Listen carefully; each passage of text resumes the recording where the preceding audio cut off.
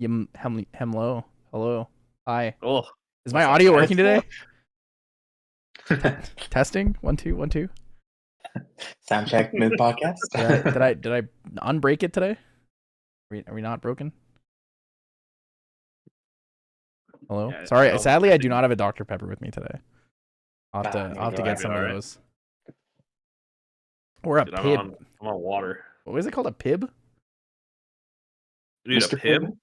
I don't know. Pib is better than Dr. Pepper. There's that drink that I see in the Sylvie Whoa. emote that Bright made, and I don't really know which one's like what it is. Yeah, that's Dr. Pepper. I didn't make it. Somebody in the server posted it. I see. Yeah, I see. yeah. Pib is like knockoff Dr. Pepper, but it's just better. I'm sorry. I'm a Andy, Pib. that's fighting words. Interesting. I will have to try. Can you bring me one to Seattle so I can see if it's better or not? See if Andy is just a filthy liar or if he's a truther. Absolutely. He's lying, but I'll bring you one to prove it. I don't know. Maybe my opinion will be like Andy's when it's about the negate draw 2 cards card. I'm just gonna keep You'll flip talk about it flopping for enough the and next convince like yourself. 30 seconds after you drink it. I'll just sit there lost in thought. I'm so unbelievably excited for that deck. This Saturday, I mentioned before, we're doing Proxy locals at Yeti for the new set, and I am so excited to build that deck and see if it's actually any good. That sounds a lot of fun. The cleric and the enchanter cleric stuff. Yeah. Cleric, water, fractal control. True. It's all I've ever wanted in life. I have to build Tony as All well. you need. Holy. How do we tell you? If a card gets spoils mid locals, you guys are just gonna go to the printer and get it for the next round. Just flip some cards over and throw it in. Absolutely what we're doing. June is actively making foil proxies of all of his cards. His deck is going to be indistinguishable from the real thing. True. Nice. His proxies are pretty good. Like they're really, really good. His Art of War looks so clean. Yeah, I've seen some of the foils. They look nice. I was telling him he should just try to sell them, but he's busy. True. All right. Well, hello everyone. Welcome to our cast. Good to see you. Hello, Happy Tilt. And everybody. Murgle Do. Freedom.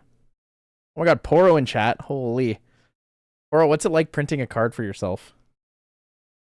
And just for yourself? He made Annihilation too, which could be the hard counter to his deck. But I think he's gonna be. I'm very excited. I seeing the new turtle we just got. I understand why IceBanned was slammed even more than before, but I'm very, very excited. Basically, a whole new meta. Oh no, we lost Andy. Am I gone? Oh, you're back. You just you roboted for a second there. All right, guys, we need you guys to support Yeti and pre-order more HVN from Yeti so that Andy can afford better internet. I don't even have it up yet. I'm so afraid of getting allocated like I was last set and for FTC until our distributor gives us like the hardest numbers ever, I'm not even putting it for sale. I'm terrified. So we're actually kind of just chilling here waiting for the Grand Crusader spoilers that are coming up in about 10 minutes here on YouTube. We'll live watch it with you guys. I'll link it in chat. Make sure you guys go subscribe to them. Also subscribe to us. We're trying to get to 1,000 subscribers so Andy can be happy. You guys love Andy, so make Andy happy. But I guess while we're here, I'm gonna pull this up now because some people kind of missed this on the tweeters. Some people may have missed this on the tweeters. The best card spoiled so far? So cool. This card's really awesome. This card is actually spoiled. Because I saw someone in chat go 12 minutes till I'm disappointed by the lack of a turtle. But I mean, you get it 12 minutes early, man. So the 9-cost Fabled Sapphire Fatestone says, whenever one or more cards are put into your graveyard from your deck, put a quest counter on your champion. And at the beginning of Recollection, each player puts the top card of their deck into their graveyard. Already solid. Already good. Yeah, kind of good. Kind of good. So my question with this is, if Icebound Slam wasn't banned, this would still only give you one quest counter, right? If you Icebound Slammed? Let me read the card. No, I'm pretty sure it'll trigger for each instance of card hitting your graveyard. Because it says whenever one or more cards are put into your graveyard from your deck, not from the top of your deck. I don't have an easy access. Hold on. Let me pull up the X. All right, someone ping Twitter. Silidar. Waiting for Silidar pings. I think this still checks each card, but I could be wrong on that. Remember, one or more cards to put in your graveyard from your deck. Put a quest counter on your champion. I'm pretty sure it triggers each individual time a card is put into your graveyard. It just says it only gives you one. I think that would be Sil information. Please confirm with us. Oh, whether it's 1 or 10, it's 1. Okay. Okay. Makes sense. Interesting. At Silidar in chat. Okay, so we can flip it over, but here's Genbu, the Black Tortoise. Low-key, Genbu kind of looking a little more lizardy than tortoisey. He's kind of got a long neck, but that's all true I'm with hearing is turtles they sometimes. didn't need to ban IceBound Slam. True, they That's all didn't I'm need to hearing. ban Bring IceBound it Slam, back. guys. Just, yeah, bring it back. I have 4 foils right here. Bring it back. Yeah, Please, bring it please. back. Please. All Silidar, please bring it back. Genbu, though, this might be the most powerful Shenju. It's hard. This is very hard to deal with. Yeah, he's definitely thick. And with Spell Shroud, he's going to be very hard to get around as well. I mean, because he can just like with the other card that gives them attack equal to their life. I mean, this could easily just one-shot your opponent. The fast Mist Resonance, right? Oh, true. Mist Resonance at fast speed. I guess you could... Let's see. Genbu, activate this ability only once per turn. So you can activate Genbu's ability on your turn and your opponent's turn. Like pre-recollection, you pay 3, activate Genbu's ability. And then do the life damage swap and then hit someone with it. Kind of crazy. Yeah, and I think if you're playing this card, you can pretty easily get to 10 water cards in your graveyard where this card could be hitting for like 19.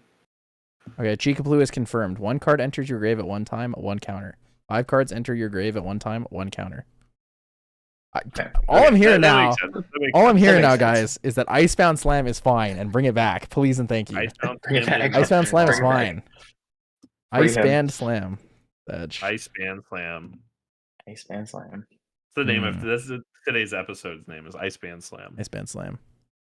Yeah, Genbu's looking pretty good. I think the biggest thing you're worried about playing Genbu is like you need to have a way to remove a nullifying lantern, right? Yeah. You'll need a way to get around that, and with all the generic removal they're adding this set, I think it probably won't be too bad. Well, yeah, especially with that. I've seen awesome play of like. Go ahead, Brett. Just cracking turtle, milling a whole bunch, and then swinging this thing for 25 or more. Just sounds like a lot of fun. Let me ask you guys a question. Is this going to be an archetype? Is it going to be Watermill Tamer? Are we going to be playing Lakeside Serpent?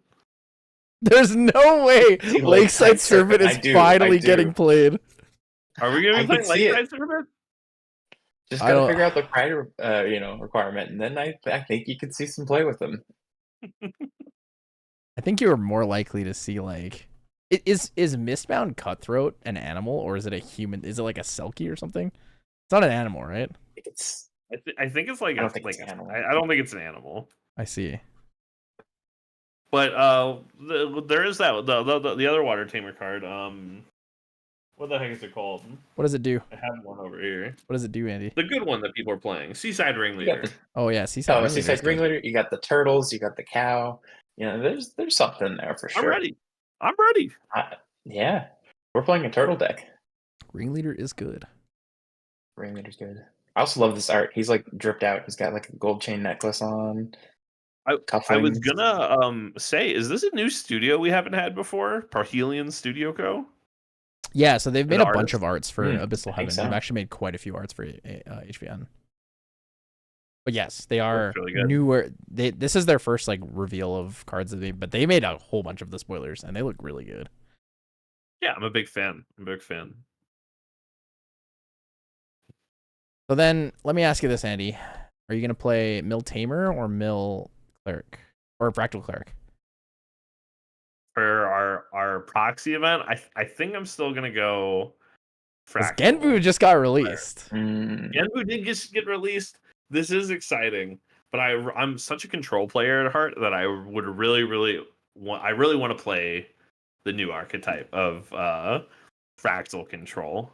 This will be fun. We might build this deck too. We could double up, but this will be fun.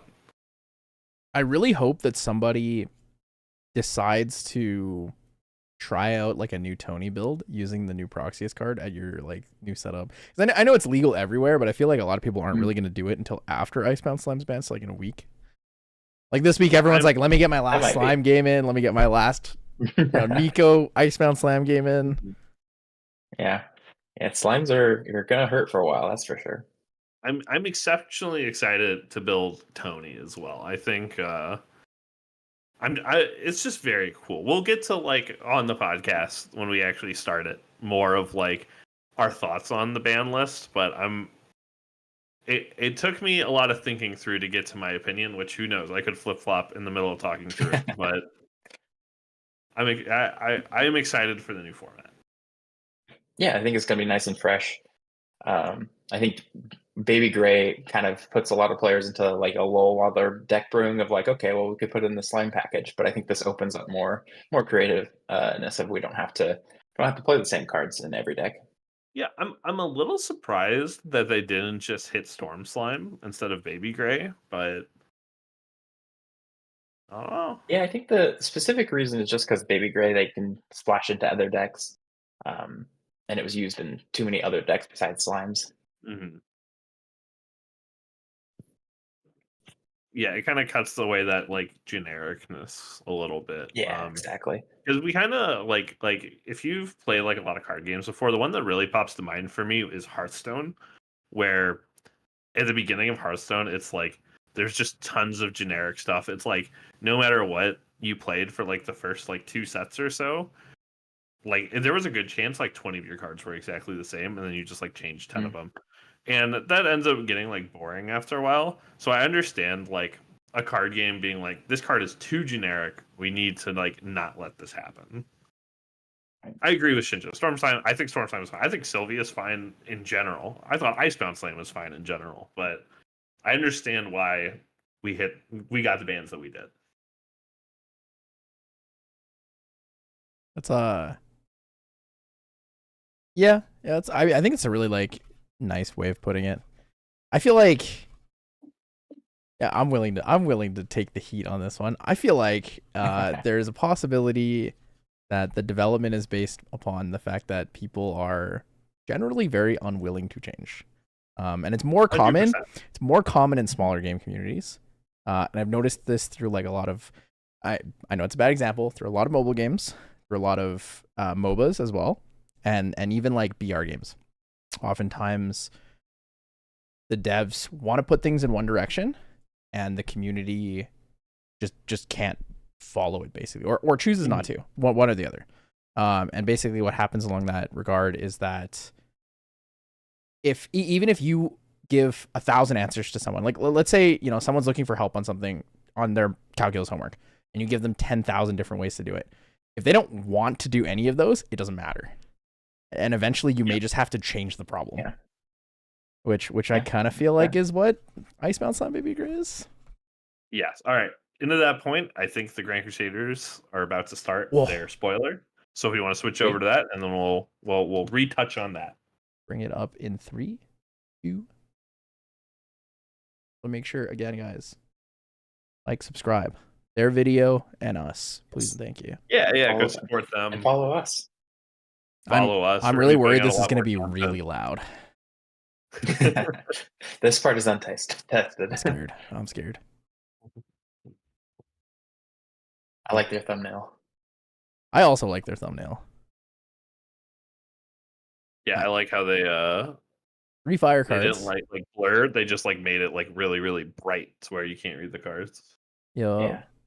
Oh, here we go. They're fire? Were those fire cards? 3 fire cards. All right, we got another 2 minutes, guys, until the premiere goes. I forgot YouTube's got a countdown on premieres. I haven't done one of these in a long time. I got gigabaited. I think the last time I did a YouTube premiere was actually Worlds. It was the video I made with Richard. Don't at me, bro, from Banner Night Stew. Like the day before I left for Worlds. Can't be louder than that one spoiler video. True. Yeah. The audio was so deep fried, it deep fried my brain. Yeah. There's a. What do you think is the character on these arts?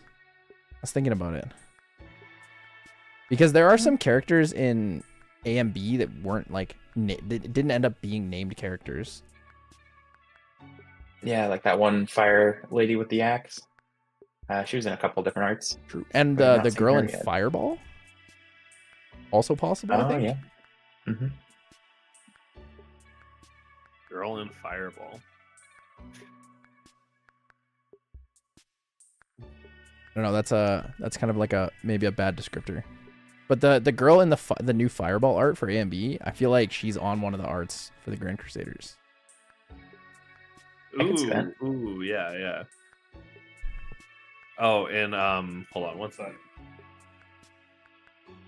And just other random news. This card. Oh god, it's gonna blur because of how my camera is. Chow Cinderkeeper. Did you see? Like, she's like $14 now. It's whoa. $14? No, I didn't see that. Yeah, Holy lowest listed was $14 earlier. I sold one for $3 today. Fuck. Ooh. I'm People are sad. ready for aggro, I guess. Oh, unlucky. All Aggro tamer. right, guys, it's time. Video time. Oh my god, it's this guy. And he was right. The cards are. Fire is in such a rough spot meta-wise. Yes. Buff fire. Please help Fire Mage. Holy. I like this intro. Merlin support? The Glenny Boy cameo, world champion cameo. Alright, we finally made it to the Grand Crusaders spoiler video for Abyssal Heaven. Okay, started. Yeah. Woo.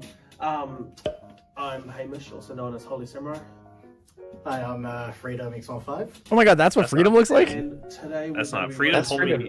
I thought Freedom was a girl. Not I thought Freedom was a girl too.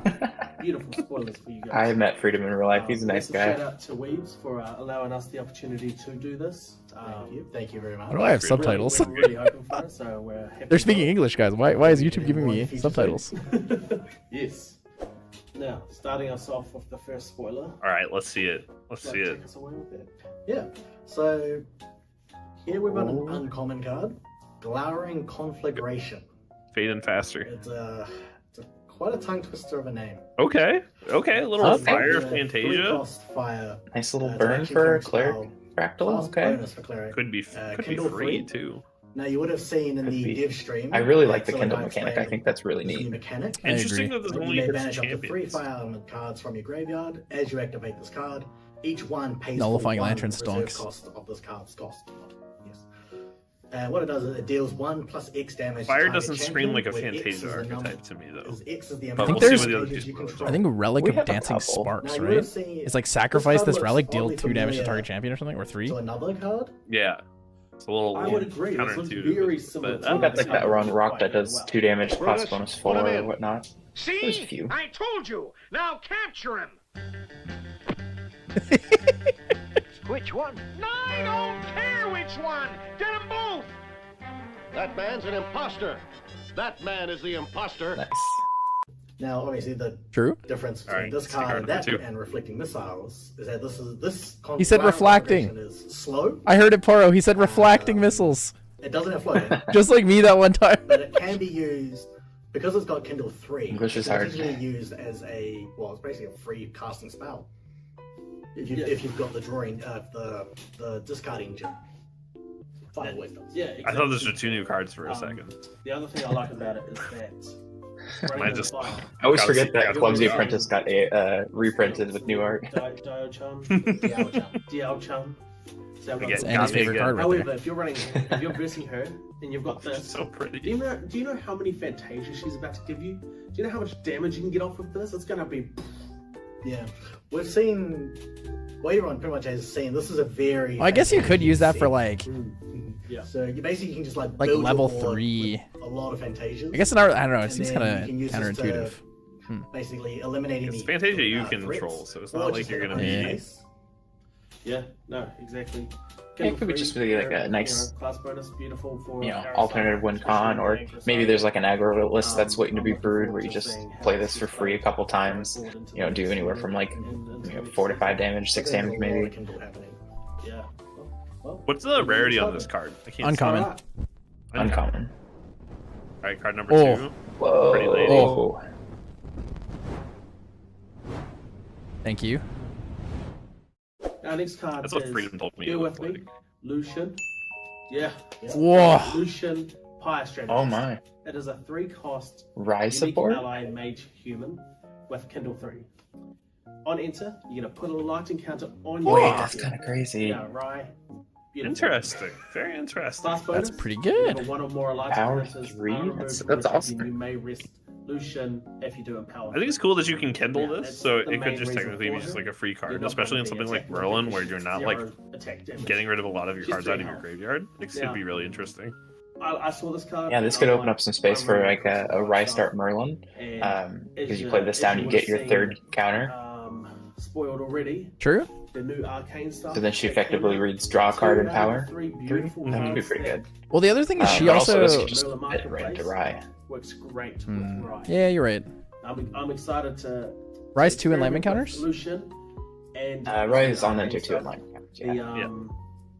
My favorite combo. This is that also I'm really trying to interesting look as at like a right now with 0/3 Lucian is, because when someone would play this card, I don't feel like I would really ever want to kill this. I feel like I'd rather almost always just do 3 damage to the removing champion. a light to counter deal 1 Yeah, damage, that's a good and point. then gaining the empowerment. It's not like scary enough of an effect for me to be like threatened by it. It's not really much I can say. I'm not Inter- really a it's Rye very player interesting. myself. I do play Merlin, but not with Rye level 1. I do like the art of this card. I think what It's makes a it good is the Kindle beautiful effect. waifu. Being able to Really like close Kindle to it that. is really nice. It Yeah. opens up. Like, I think that's more what's gonna building make a lot of options the for Rye. because Kindle doesn't Besides require just you to creative have shop, like the different amount, stuff, right? It's and then up the to risk that card amount. chain. Yeah, it opens an ally. I believe so. But, Like You're- you can yeah. you can Kindle for 2 and pay 1, right? And stuff. And I believe that's correct, yeah. everyone loves a good unique ally. Let's pray for that CSR Ooh, because she's they hot, beautiful though. art. Just get prey. Nullifying Lantern's gonna Now, be for a anyone heavy who's deck. interested in the lore, I'll just very briefly. It- Lucian was a. Could be already. Leave home without it. strategist, Yeah, that's general fair, of that's Wu, fair. We're back to or erupting someone. days, don't leave home without it. Mainly he gained recognition. It from is the Silk One in Fireball 2 girl, major by the battles, way. Good one call. against Good call Guan Yu once. And one against Liu Bei, defeating Nailed both. it. Lol, wind So, allies. That's pretty crazy. much gained pretty much like upgrade, got promoted and all that. But then Alright, like kind of where's like the lost CSR? favor from Silk One when Lucian spoke yeah. out. Yeah, where's the CSR, Shinja? Send it to Freedom so Freedom can send it to It's gonna us. happen. If you want to know more, I know we have a lot of say stuff more to go in still, this video. But I wonder what the event pack CSRs are Just going to DM be. Freedom if you want to. Well, so far we have red hair at least. Wait, is that one EVP? Did it say EVP? Or just play Dynasty Warriors. Yeah. That too. That Oh, too. really? Yeah. I didn't see The that. new Everyone's horse. lore comes from there. Oh, I mean that makes sense. Yeah. Yeah, horses are that work. EVP for some reason. Okay. All right. They're They're doing cooking. something. What the? So He's playing the new card. Fairy for one, He's cheating. and Black Market Break Whoa. for 2. Removing 3 crit counters. Paying 2 to slice and dice. Oh, it's gonna come in for 9. Oh, I need some way out of this. Billy Dar. Looks just like him. Searing Rebuke. Thank you. Searing Rebuke. Oh, prevent the next 3 damage that would be dealt to I your don't champion remember this what turn. Taki spoiler And whenever was. damage is prevented this way, deal 3 to champion you don't control. I think they did the divine route. Now, we've got our final card. Yep. Now, gotta mention we've just done an uncommon. This is an SR. Yeah. We've also yeah. been given another SR. Oh, Zhou It sucks. is EVP as well. Yep. And here it is. Oh, the book guy? He's the on enter materialize book or scripture. 2 cost. Oh, Fast interesting. activation speed. Alright, action, Searing Rebuke. Spell reaction. That's so it interesting. goes very well with Dao Chan's new Glimmer ability Whoa. to play from memory. play Prevent the Fire next 3 Fractals damage now, that will be dealt Andy. to your champion this turn. It's a really Cleric interesting class card. bonus. So it's Whenever for the next 3 is damage to be landed dealt to your this way, champion, deal but if 3 it's dealt in damage to target packets of champion you 1, don't control. you're going to deal 9. Now this looks very insane to me. True. There's a lot of True. ways you can do that. What That the? is- Oh. Dude, slime offensively eruption, as not well. stonks. Yep, exactly. You can you run I those, wonder if there's little, going to be something where, night like, souls, ping yourself for 1 you just, damage, like, manipulate a way to deal freedom. 1 to yourself a whole bunch. Yeah, I mean, I guess that's probably what they're If talking about. I you're, can't hear the You're running these little Yeah. small damage things in hand. You can ping That's That cool. would be an interesting way to do burn damage. Hmm. It's Holy. There's smart ways to utilize this where you can offensively be defensive while Dude, use Endura and hit yourself. Easy. They just say like the good defense. is good Wait, is offense. Endura a class bonus? Yeah, it does say that you can prevent the next 3 I don't- damage. So one instance. I don't know. I think it's just It is a not. You could also It is prevent not. I'll be real, I Holy. haven't read Endura enough to truly and know. Each Brew. instance prevented, you're dealing 3 back. So potentially a Dude, massive imagine if amount. this was a mage bonus yeah, exactly. Oh instead my of just God. cleric. Be a crazy card. That would be insane. Exciting cards I'm really looking forward to in the next set to very Play down clear, exciting Clumsy things. Apprentice.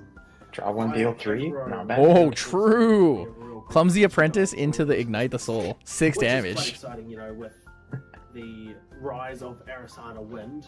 Is this card an SR? I can't see It is an SR, yeah. Yeah, it looks like SR. An SR effect. Oh, Razor. Oh, Razor Gale. No. Razor Gale's pretty Razor funny. Gale's already dead. It's already dead. So what you're saying is we're playing Fire I Vanitas now, guys. I was like, immediately I was like cooking with it. Oh, ping yourself with Ping Razor yourself Gale? 3 times, yeah, on Razor Gale. Wait a second. Fire Herb Arasana. Ooh.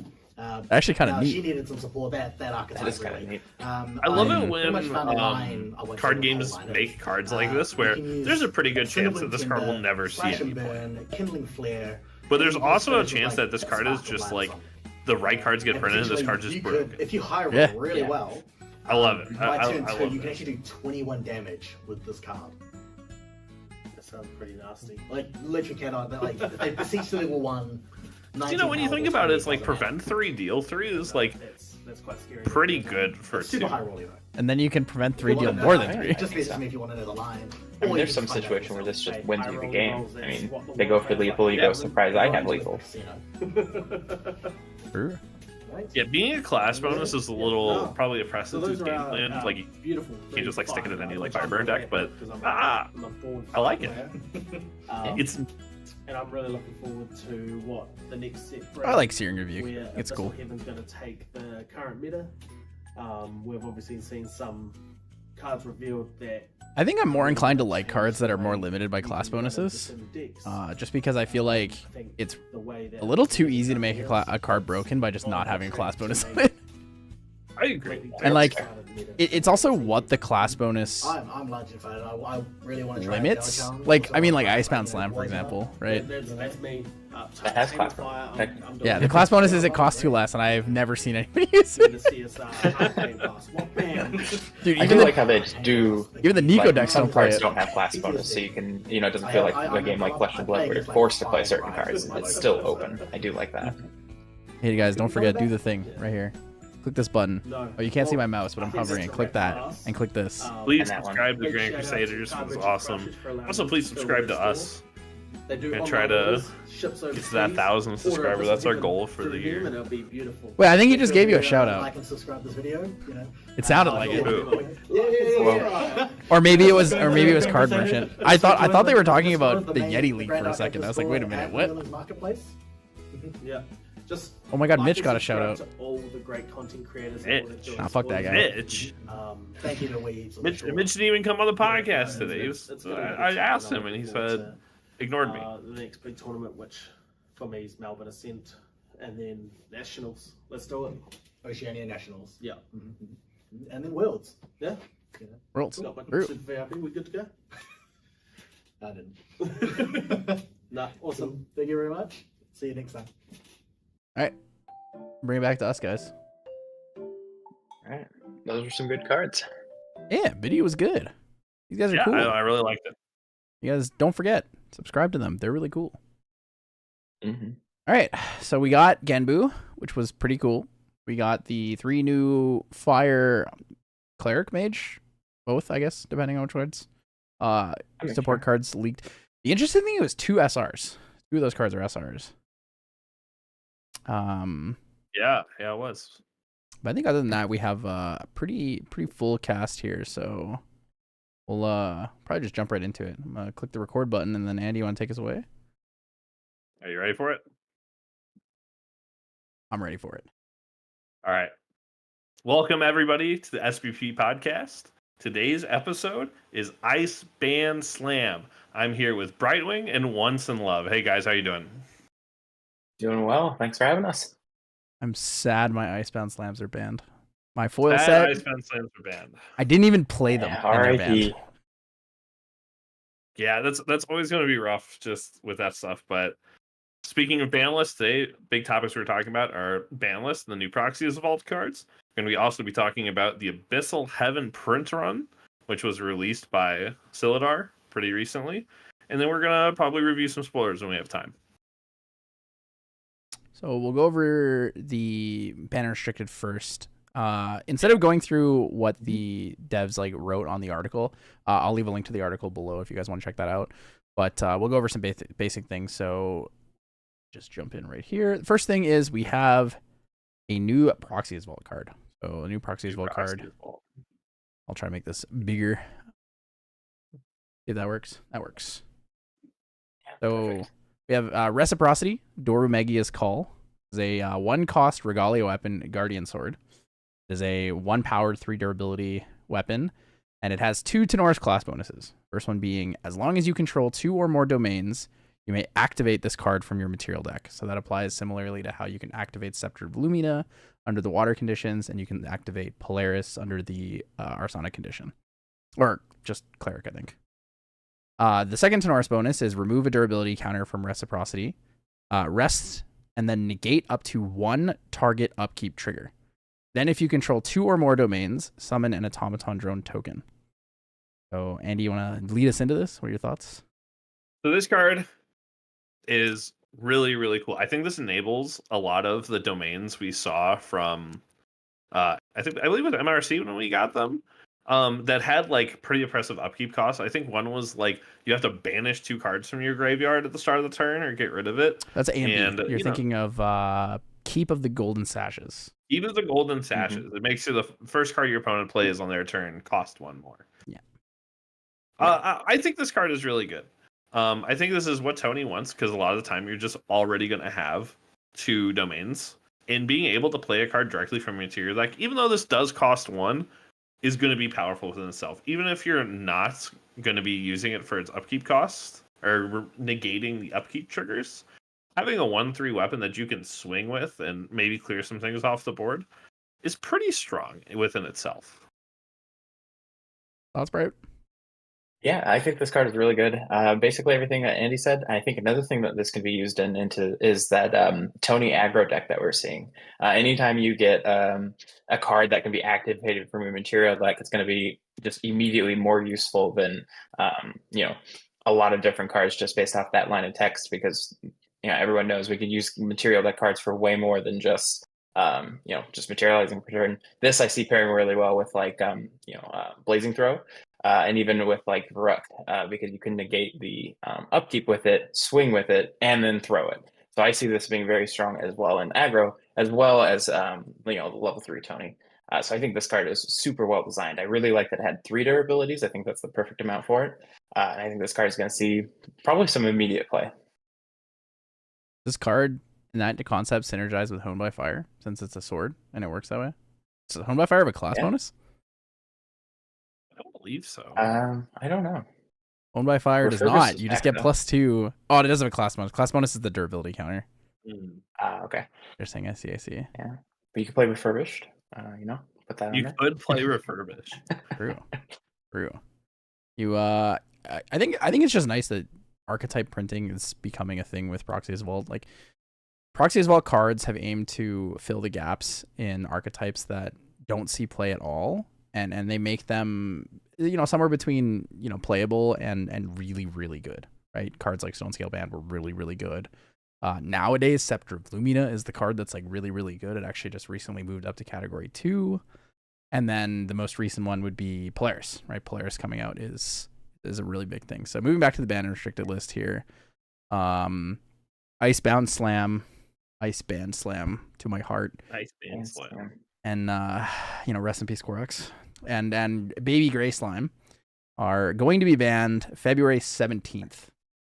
So this is basically the reason it's a week from now instead of on the immediate release of the BNR is because of there are 3 really large regionals coming up this weekend, and I believe they felt like it would be unfair to basically ban these cards right before the regional when so many people have been preparing for it.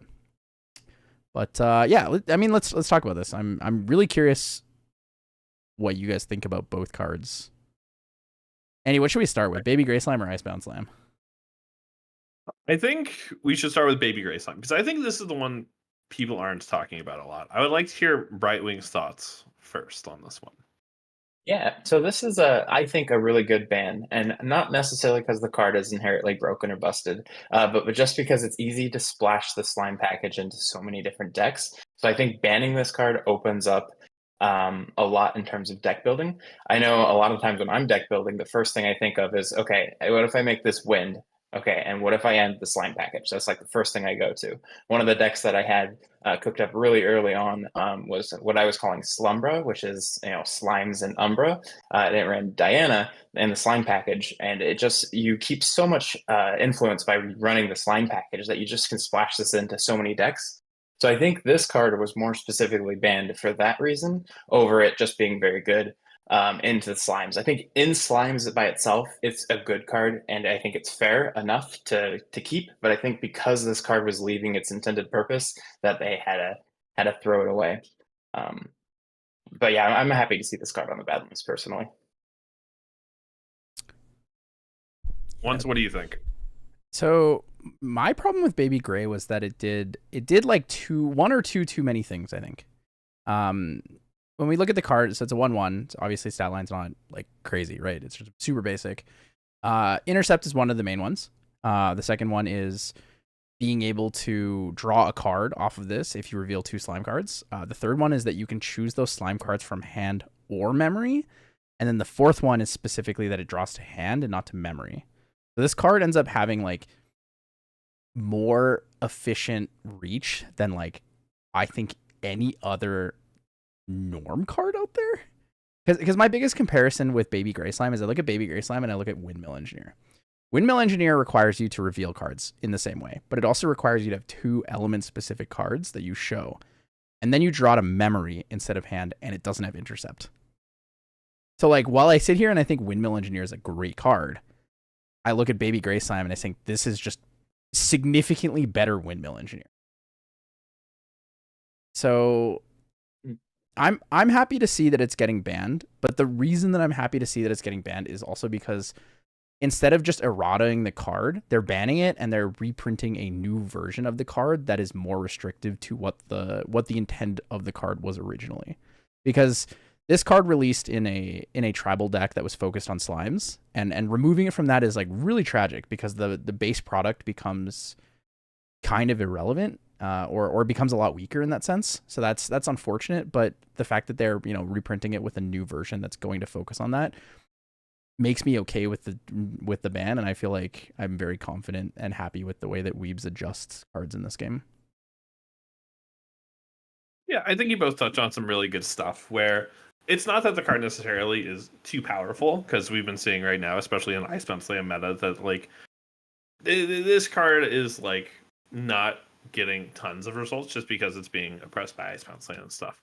But I think as we're early on in the game, because we're only 5 sets in, that this card in its power level with its draw is very good, and it's easy for decks to fit in slime packages, even if those cards might not necessarily be optimal on their own. Now, if once we hit like set 10, set 11, set 12, when the game is a lot bigger and the card pool is a lot larger to choose from, I think there would be a universe where Baby Gray Slime becomes just like a fine card to play, because you really just wouldn't want to play those slime cards in your deck, even for the upside of Baby Gray Slime. But as we sit right now with how limited our card pool is, I think this ban is fine, especially as we're about to see a new set. That we're having an Ascent Seattle a week after release, and Weebs is clearly trying to push people to play the new stuff, especially as we touch on later with how large the print run is for this set. This needs to be successful. Yeah, so Yeah, I mean, Baby Gray is kind of the thing. You mentioned Icebound Slam is what has been oppressing Baby Gray Slime, and I think that's a really good way to phrase it. Icebound Slam or decks that utilize Icebound Slam as their engine card have been super, super strong in the meta. I mean, we just finished Ascent Utrecht, which featured, I believe, 6 water decks in the top 8 and a 60% water rate representation on day 2, with 50% of those of the total decks being Icebound Slam decks. Mm-hmm. Mm-hmm. Yeah, and that's just going to bring us right into our discussion on Icebound Slam being banned, where personally, I like to look at games, like trading card games specifically, as a breeding ground for creative players to be creative and be successful to be creative. Where, yes, oh no, lost the camera, sorry. Oh, my apologies. Where, no, you're good. A card like Icebound Slam, I believe, does have a lot of counters in this format. And if we allowed the meta to progress more, then we would see Icebound Slam be countered more effectively with the good players and the innovators being able to find a lot of success in this meta where it just wouldn't be Icebound Slam, it just wouldn't be water. But you kind of touched on it earlier. I can't remember if we were talking before the podcast or as we were streaming. But at some point, as like a game developer, especially when your game is smaller, you need to push the community towards the solutions that are already there. And if they won't use them, you need to take action for yourself. And how I mentioned before, we have Seattle 1 week after this next set release. With the size of the print run being so large, Weeps couldn't necessarily afford for that meta to be all Icebound Slam decks and all slime decks.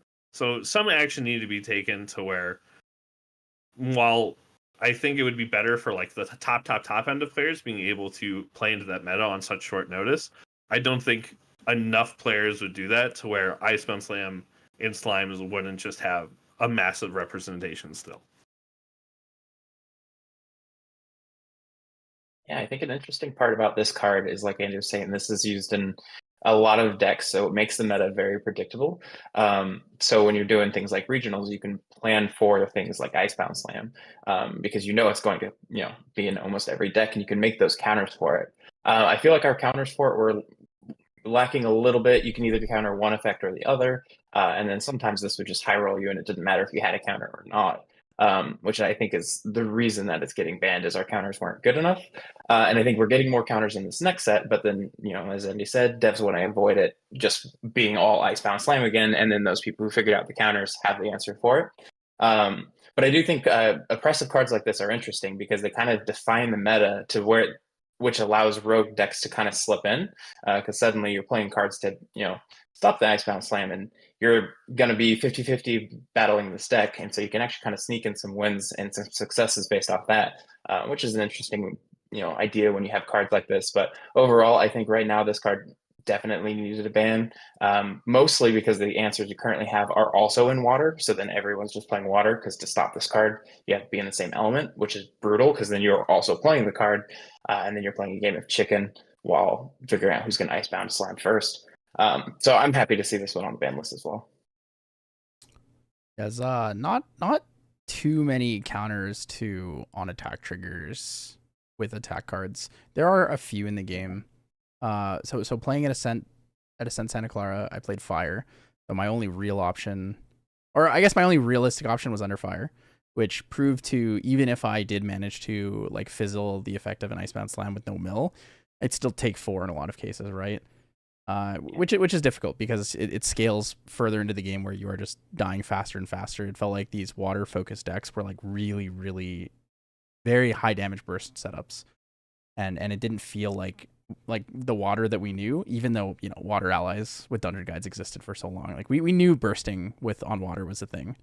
And then going into like just before Utrecht, I played the regionals in Brudenspielen in Belgium. And I ended up choosing to play water because I felt like water had pretty much all the answers to Icebound Slam, unlike every other element.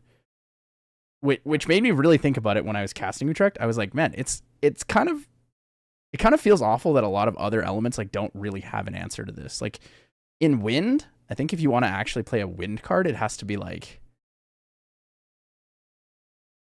I guess, innervate agility, cry for help, retarget. But at the same time, like what you're trying to do is stop the on attack trigger mill and less so the damage. So if you cry for help or play an interceptor, while it does stop the potential 8 damage coming to your champion, it doesn't really slow down their game plan. Like you would think a 7 cost card that can deal up to 8 damage would be a high risk, high reward card, right? But in a lot of elements, it's just high reward, low risk. And I think that that's a very reasonable statement for why it was either put on category 2 leading towards category 3 or just immediately banned. I do want to touch on one more thing about this card is Silidar did reveal that this card would still be printed in MRC Alter Edition. So there is a path for this card to actually come back and get unbanned. Because if they were like, hey, this card's just going to be banned forever, we're really never going to touch it, it would make sense for them to take it out of the product, because then there wouldn't be any risk of like people not being able to have access to it.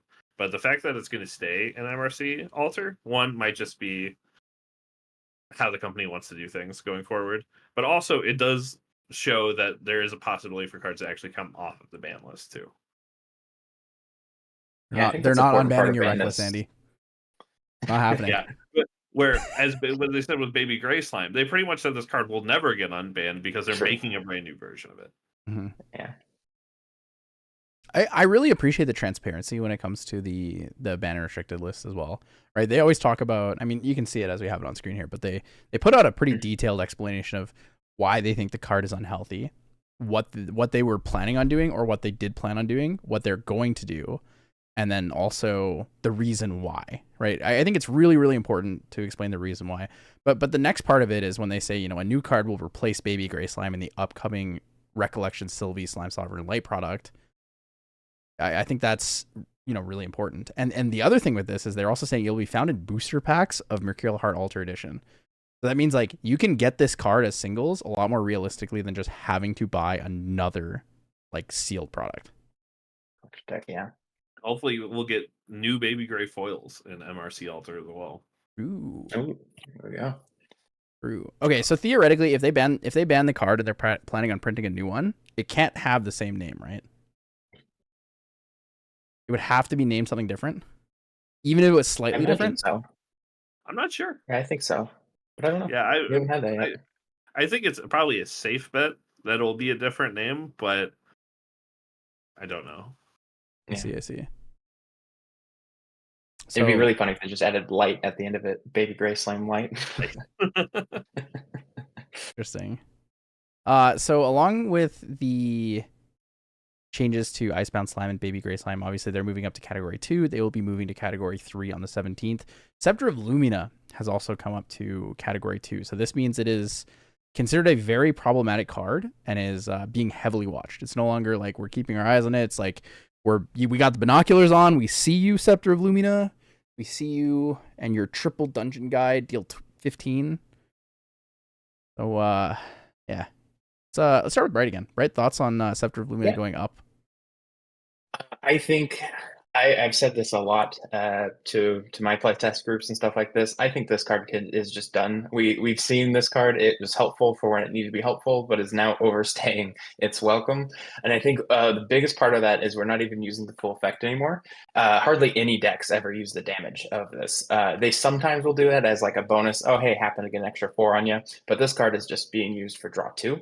Water has such high influence play now that they can easily hold up 5 to 9 cards on an end phase, fake interactions, have interactions, and then on their turn, bring this out, tap fractals, do whatever they need to do, and then just draw 2 cards for free. And I think that is pretty powerful in today's meta. And I think because it's no longer even using the damage, I think this card is free to go. So I hope to see this one in Cat 3 soon, but I'm glad to see it in Cat 2 at least. Yeah, I think I agree with you, Bright. I wouldn't necessarily say that needs to be banned, but I think that's the glory of how they do Proxy as Vault. Is at some point it's like not even a ban. It's just like, okay, this card changed the meta how we wanted it to during the time we printed the card, and now we're just going to take it out. Like they've kind of like backtracked on how they decided they were going to do it. Like we're going to, because I think they initially said like after a year they were going to print it in like an actual product or something. No, And it was now that's, after like, after a year you needed to have a physical copy of the card, whether that was So, one yeah, you got from an ascent or anything. And then they said, never mind, you can keep printing your Proxy Vault cards. The only rule is that in the official TRG, which is the tournament rules and guidelines, it has to be in full color and verbatim. Yeah, that sounds great. Yeah, love that. Love that. But that's kind of the glory of the Proxy's fault of how them not actually like putting it in a set and stuff is it's so much easier for them to just go, hey, this card served its purpose when we made it. It's like as Bright said, it's overstayed its welcome. We're gonna remove it.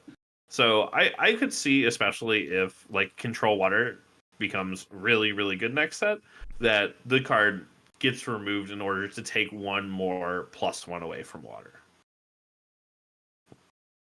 Yeah, back when this card came out, so I wasn't playing the game right when it came out. I did play the game shortly after, where it was very prevalent. I got to like test for Nats last year with you using this card against me nonstop, and I realized how strong the card was in matchups. It was insanely good in the mirror matchup, right?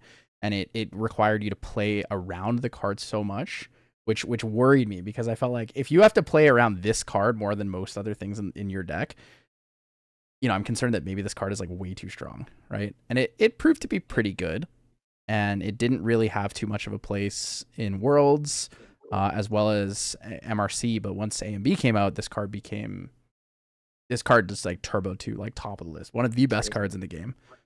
It was insanely easy to enable it. It was really easy to pay the one cost on it. And then, like Bright said, we have so many access to additional reservables or just high influence that paying 5 to banish this for 2 more cards just became so much more relevant than pushing the damage on people, right? Like before, it was like you take this out level 1, level up to a Diana 1, double dungeon guide, shoot someone, you know, hit them for 8 from the scepter, 10 for, or 2 more from the dungeon guides, you just lock them down. But now it's like, if you get 4 damage from scepter, cool. If not, I get 2 cards, awesome, right? And then the intention, I believe, originally was this card was created to speed up the water mirrors, and it's kind of reached the point where now this card is now in the place where it progresses the game plan of a water deck so aggressively that it feels oppressive. And so Yeah, I'd be happy to see it go. I mean, I'm guilty. I used it in my Xander deck. Played Water Luxems. Every time I play Scepter, I'm like, just draw 2. I don't care about anything else. Draw 2. Exactly. It doesn't even do the damage anymore. It just draws 2.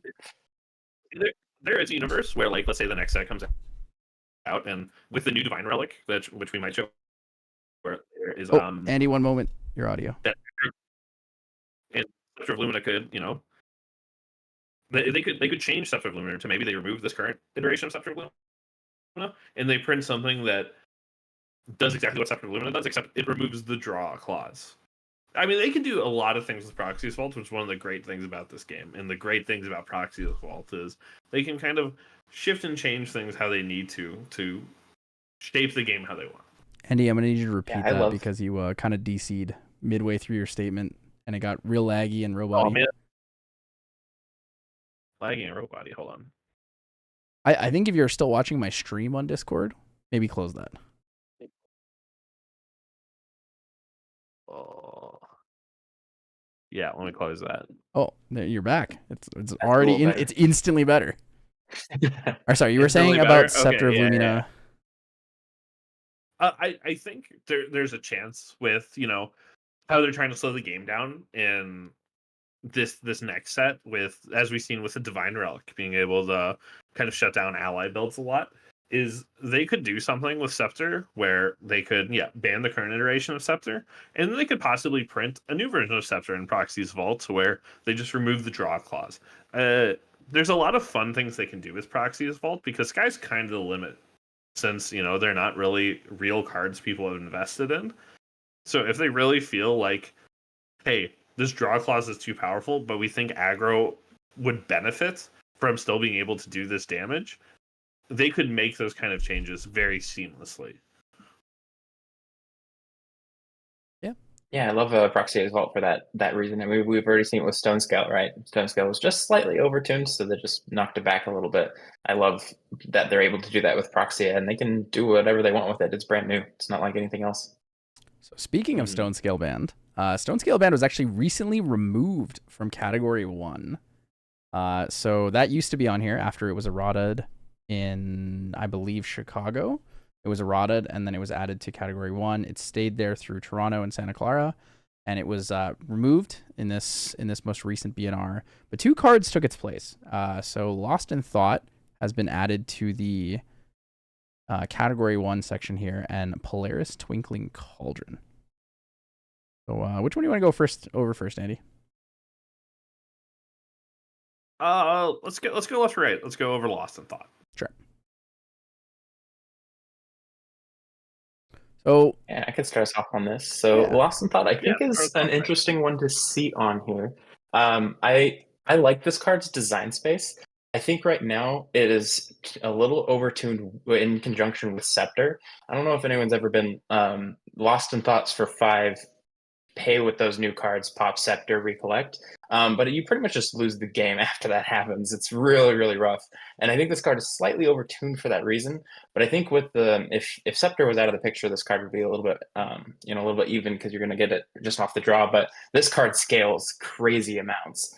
And being able to do this in recollection makes it super, super strong. Just from the sheer amount of scaling that you can do. So I do think it's nice that they've recognized that, but I think eventually this card will be okay. It just might take a little bit, especially now that IceBound Slam is gone, so you're not going to immediately get 5 float just for playing the game normally. I think this card will level out, but I'm happy that they noticed that it is at least super impactful and scales well. I actually have a little story time with this card. This card to me is, in current meta, it felt like the reckless conversion of water. It was Lost in Thought for 5, draw 5 cards. Lost in Thought for 4, draw 4 more cards. It was the turn extender. It was the card that people played to extend their turn and try to find that kill line when they're in overtime, or if they're really just trying to push for that 2-0, whatever it may be. This card extended turns to a point where the user experience felt really awful. And I think that that's something that people don't necessarily talk about a lot.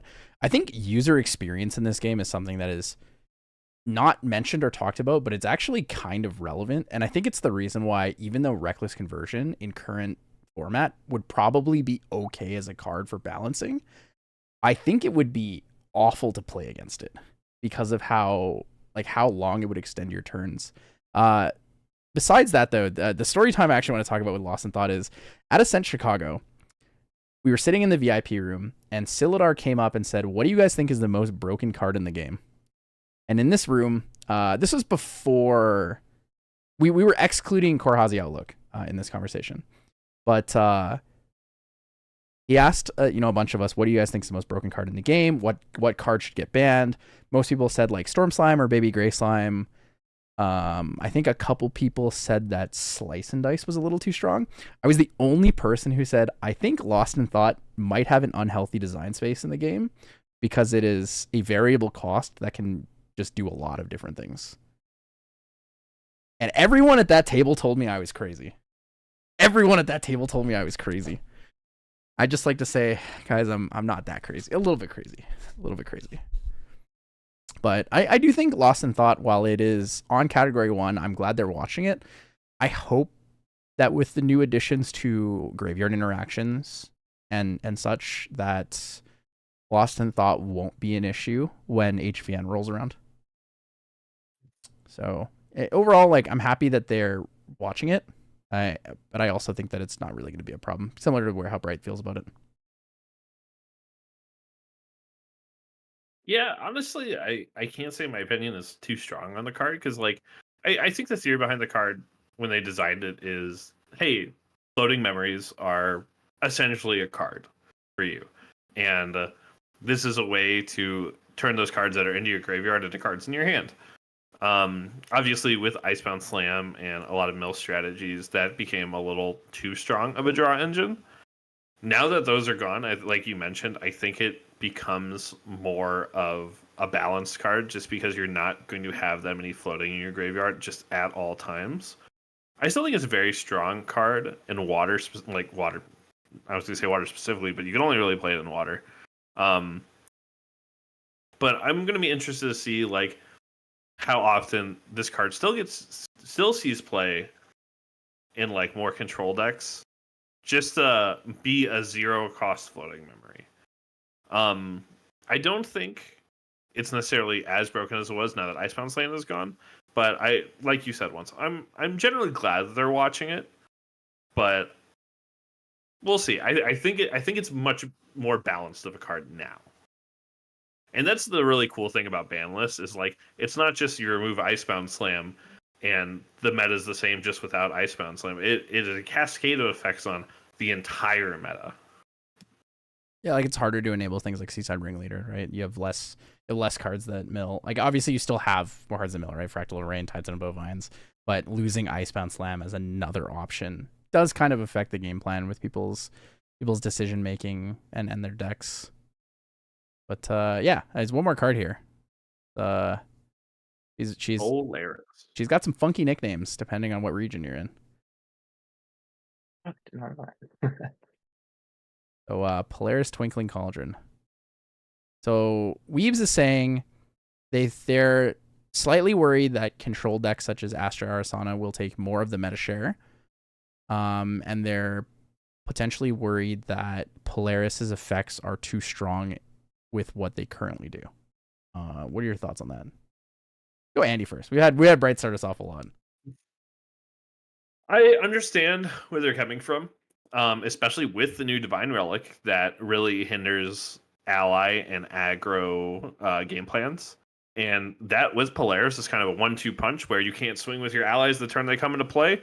And then there's just all in Cleric a very, very fast way for Arasana to kill all those allies before they're able to attack. So I do understand where they're coming from.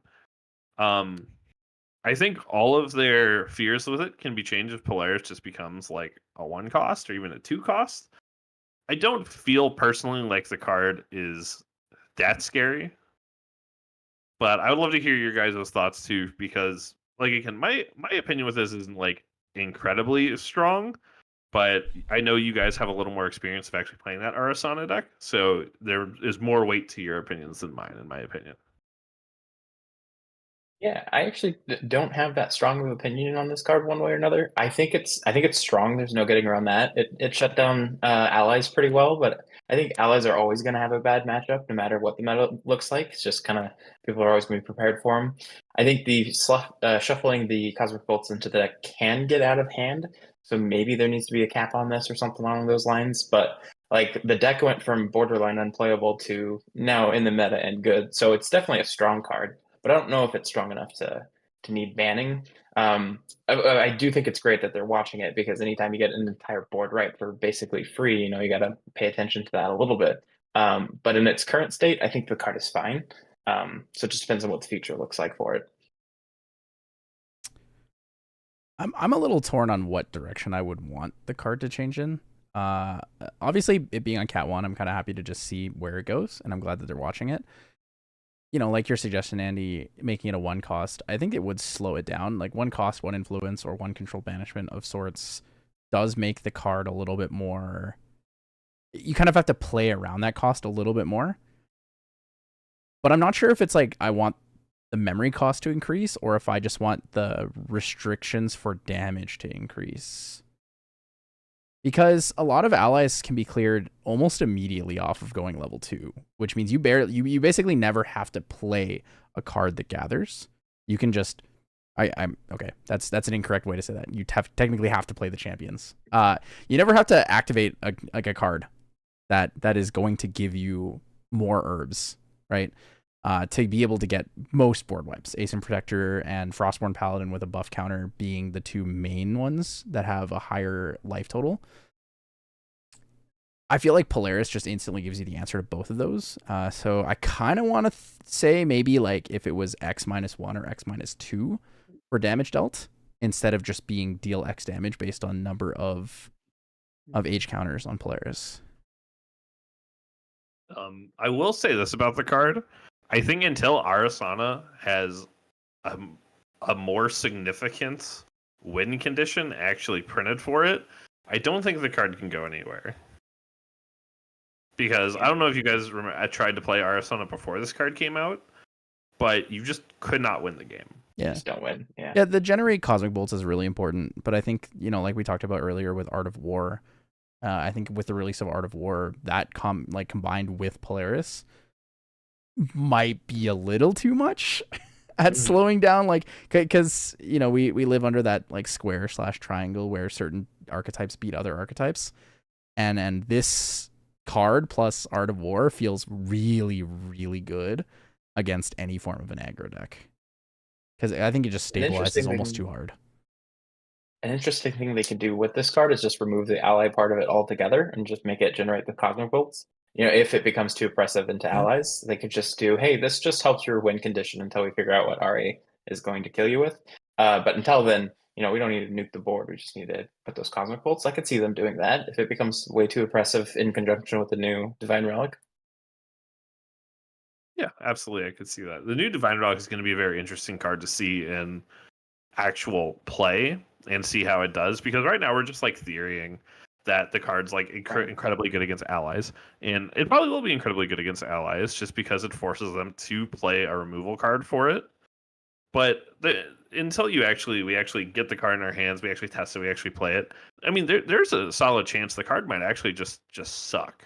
But who knows? I think the card will be very, very good, but I think there is a universe where we start seeing aggro decks playing 4 to 8 regalia removal just because of the card, and it really just makes the card not good. Yeah. Everyone will play 4 Mustangs. Who knows?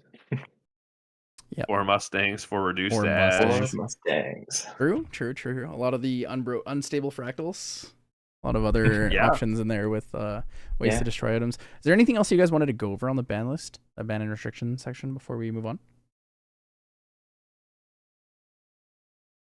No, I don't think so. I think we covered pretty much everything I wanted to talk about, at least. Cool. Okay, let me ask you guys one question then. And it might be really hard to answer this question. You might just not have an answer. Do you think any card should be on category 1 right now that's not already here? And keep in mind, category 1 is, we are watching this because we think it may be unhealthy in the future. Brytwing, you got anything? Nothing off the top of my head. I'd have to think on that, but there's nothing that's screaming this will be obnoxious in the future. I think, nothing I can think of right now. No, I think the question's really hard to answer because we're about to see a new set. We're about to enter a new format. That's why I was like, I don't know if this is really. But yeah, I think that's a good question to constantly be asking ourselves as players too. Is what do we think might be a little too strong, and what can we talk about, and maybe even that's a good way to start deck building too. Is which cards do we think are underrated in the format to where maybe they could be on a watch, and we should start building decks around those to try to really abuse them. And one thing I can think of right now is Frostborn Paladin. I think it's in the current meta slightly overtuned, but I think next set or set after that, card will be 100% fine. So it could go on Cat 1 now, but the card's not going to be a future problem. It's just right now it's just slightly overtuned compared to the other ones. So in terms of the longevity, I can't really think of a Cat 1, but there's some strong cards in the current meta, but strong cards are fine. You're supposed to have them in the card. Otherwise, if nothing was strong, the game would suck. Yeah, exactly. Or the game would just be all the bad cards all of a sudden become strong because everything's the same power level. Exactly. It's just completely cycling the argument. Right. True. All right. Well, I guess moving on from that, Andy, what's our next topic? Our next topic, let's talk about a little bit about the print run of HVN. Okay, so I will pull that up here. I will zoom in. Zoom. A little slime woe in there. This was very big news if you've paid attention to the print runs of the past. This is by far the largest print run we've had for a set. This is more than FTC. It's really showing a lot of growth in the game. But I want to hear your thoughts once, and then we'll move to Bright, and then we'll come back to me. Ooh, my thoughts on the print run size. So my first and like immediate thought is this is great. And the reason I think this is great is because for so long people have complained there's not enough product. We need Ultra Edition, start printing, keep printing, et cetera, et cetera. And as someone who came in the game or came back to the game, I originally played in Prelude, and then I had some unfortunate mishaps with my health and was not able to play during DOA and FTC season. I came to the game at the beginning of ALC. I ordered a decent amount of cases, so I had product. It felt like there was a decent amount of product because we ordered a lot, and then same with MRC. But because of the way the pre-order process works between individuals to their stores, stores to their distros, and distros to the production in Taiwan, there actually was a really low amount of product available for people. So when the game started to feel good again in ALC and people liked playing it, there was a huge scarcity of cards, and it created an extremely artificially inflated market. And it was really bad. It was kind of bad for the game, right? People were unable to afford simple cards that were newer cards for the meta, and it stifled the progression of the game. And so when I see that Abyssal Heaven, first edition has a booster box count of 60,000, that just means that the game is doing well. It is fairly healthy. And it hopefully means that more people will have access to cards, meaning more people will build decks and test new things. Yeah. Brytwing, you next, then I'll jump in. Yeah, sounds good. I think those are all good points. I don't have a ton of opinions about print runs just because I'm a player first, so I just open product for myself personally and then buy singles. But I do think that this is great sign for growth in the game. And hopefully it'll bring down single prices. I know, like Once was saying, ALC was kind of a rough time for product-wise, where like Saudis were like $70 a piece, and you needed 4 of them. So that deck was like $800 just from singles alone. So I think that'll be, that hopefully will drive the price down a little bit on that. And I think this just shows great growth for the game, and I think it's going to be good for it. Yeah, this large print run is very. I kind of touched on it a second ago, but I think it's very, very good for the game. One, it shows that Weebs of the Shore is successful. They're making money, and they believe in the game, and the growth is there to be able to print more of this product. Silent Art did say that a lot of this was going to see Southeast Asia regions, which is a really good sign for that portion of that region specifically, because a lot of games like Flesh and Blood or any newer game really hinges on how well the US market does and how well the US market can get their cards, and distros can make their money from that. So right now it looks like that even if the US market slows down, Southeast Asia is ramping up, and this could become mainly a Southeast Asia game. I think there is a decent possibility, and we will never know exactly how many boxes go where, but I think there's a good chance that the amount of boxes the United States gets, US and Canada, is not a huge increase from what we had from previous sets. I think it will be an increase in some amount, to where probably the amount we expected. Say we got 25,000 boxes last set, and I'm just throwing a number out there. We might get 30,000 boxes next set, and the rest will go to Australia and Japan, Southeast Asia, and Europe. So I don't know how much the box increase is really going to affect the stuff in the States. But from what Siladar told us, I think Southeast Asia is going to have a lot more access to the game, and that's going to be good for everybody. Yeah, so to touch on that, actually, how I mentioned earlier that there was a lack of product for ALC and MRC. There's actually a lack of access for DOA and FTC in a lot of regions outside of North America, right? So a really good example is when I went to Ascent Singapore, and I think you were there with me as well, right? You went to Singapore as well, right? Mm-hmm.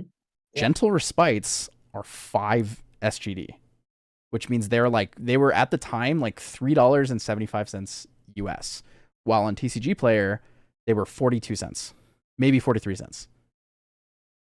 It just shows the disparity in availability of product. So seeing how much growth in terms of booster boxes ordered are going to these regions means that these regions are growing at a very rapid rate, and the game is well received there, which is good because, you know, this is an international game, and it's also an English game too. It is only an English game currently. And so to see an only English game do so well in other regions across the world inspires a lot of confidence in me towards the developers. That's a good Yeah. sign. Yeah, and like I know the boxes, we got 69,000 boxes, feels like so much in our little sphere of Grand Archive because the game is fairly small, and it'll probably keep being fairly small. But, you know, when we look at games that were released around the time of Grand Archive, Battle Spirit Saga is one that really comes to mind. I mean, that game is dead. That game died this overprinted week. The boxes. It Say died. again? That game actually just died this week. Yeah. Officially.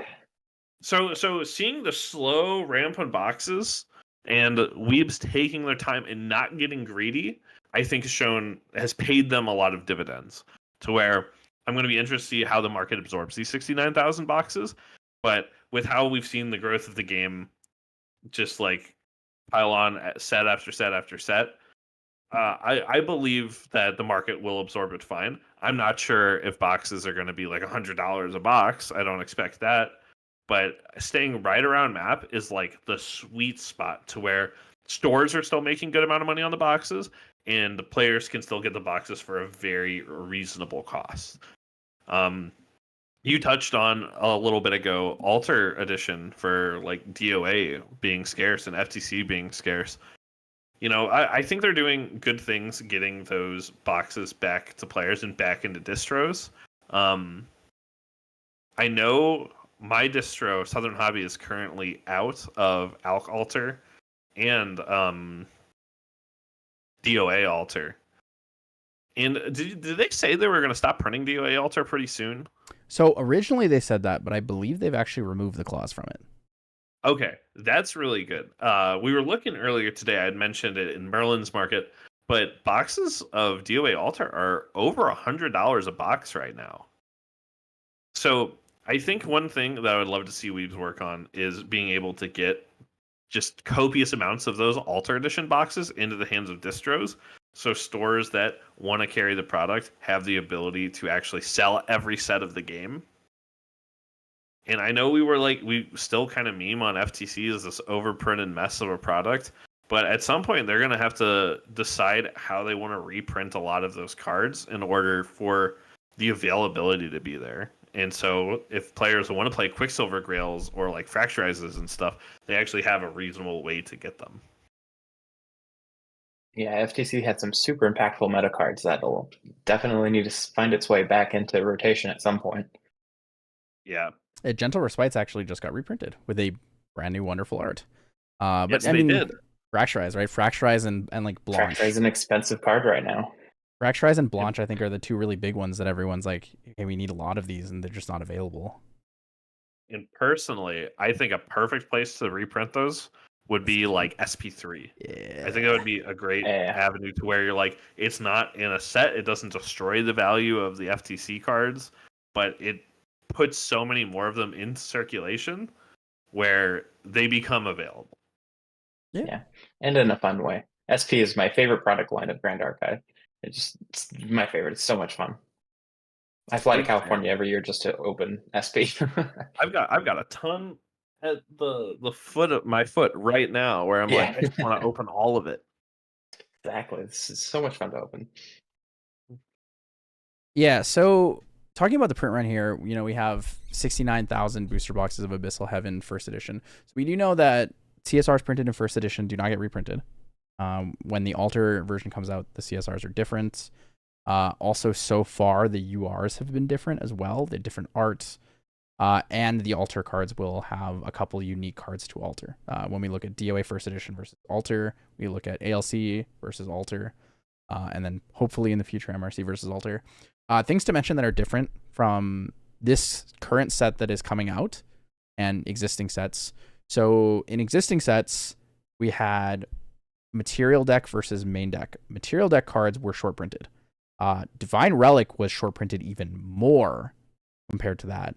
and so was the champion in MRC. So Mercurial Heart and Tristan Shadow Reaver were both short printed even more than other material deck cards. That will no longer be the case for Abyssal Heaven. Abyssal Heaven, it is confirmed that there is no Divine Relic short print compared to all other Regalia, but there will still be a shorter print of Regalia compared to main deck, which is honestly fine and reasonable.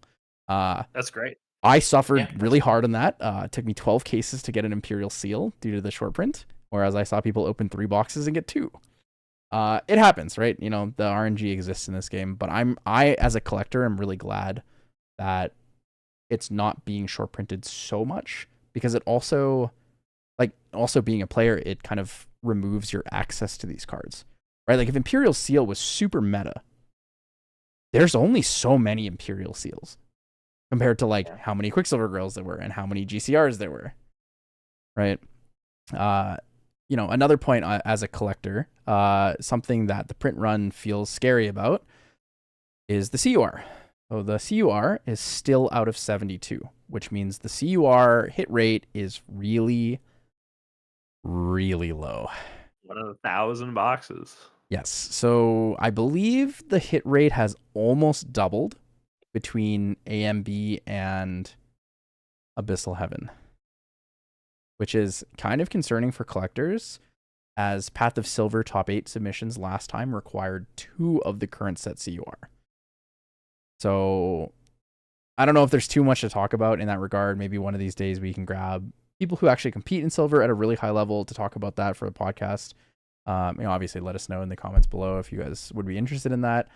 But you know, as me as a collector, I work on top 8 Thema. It concerns me that people will not want to continue collecting for Path of Silver. So I do have a couple opinions on that, but I'm going to hold them until we get someone on the podcast to talk about them with. Okay, that's fair. So make sure you comment below. Let us know you want it. Yeah, for sure. Otherwise, for sure. we're just going to have to pull Mitch on here. That's right. True. Yeah, overall, I mean, print run, large, it's very good. I actually wasn't able to get a recollection from my distro because it was just instantly sold out. The day it went up, it was sold out. Which, to me, I sit there and I think, okay, well, maybe, you know, they didn't order a lot, or maybe just people are really hyped for recollections because of how good the last recollections were. Hard to say. I mean, they tripled the amount of recollections. It went from 6K to 18K, I think, of each deck. It's so strange that there were only 6,000 of each deck printed last time. That seems like such an incredibly small number. Low. Yeah. Yeah, these recollection products are so good too. They're like the best new player onboarding experience you can possibly have. It comes with everything you need: a good deck out of the box, sleeves to play it. I think they did it. I think they nailed these, and I like the change that they're doing with these, where the champion CSR is no longer the chafe inside them, as well as just wrapping the deck, because there was some damage to some of the cards in some of them. But I think the return of recollection is fantastic, and I love that product for new players. Yeah, I think it's fantastic. I know it's not marketed as like a new player product. It's not marketed as like a starter deck, but whether that's what they market it as or not, that is what the product That's is. what it is. Yeah. Also, since we're still on the print run, the population of mat deck CSRs, that will be material decks, champions, etc., is 267, and main deck is 333 of each. So if you really want a Sorry Girl CSR, there are 333 of them. Good luck. You want 4. Kind of nice though, because now it's not super hard to get them in the same sense. Like when we look at ALC, which had like one of the smallest print runs, if you want a B variant of a champion, there's only 72 copies. It's basically a CUR at that point. So it does kind of. I think it's nice because having more CSRs does not necessarily mean that the price of the CSR will go down a lot. Like, sure, there are more of them available, but I think a lot of people in this game genuinely like playing with CSRs and collecting CSRs. Yeah, Yeah. CSR prices are very interesting as of right now because like the ones that are very popular end up being like not as expensive as I necessarily would assume they are. I think like Gen 1 right now is like $300 or something, even the good champion ones. I'm going to be very curious to see how this increased number of them end up impacting them. Like, I know we kind of meme on Lancelot being like a $50 to $80 CSR, but I could very easily see that becoming more of a norm price for a lot of the unplayable ones, and us seeing like $200 to $250 being the standard price for very playable ones. Which is great for collectors. Great for collectors. The cheaper it is, if you want to collect, the better it is. But it's going to be interesting to be able to factor that into like expected value of boxes and see how it ends up with there just being so many more of them printed individually.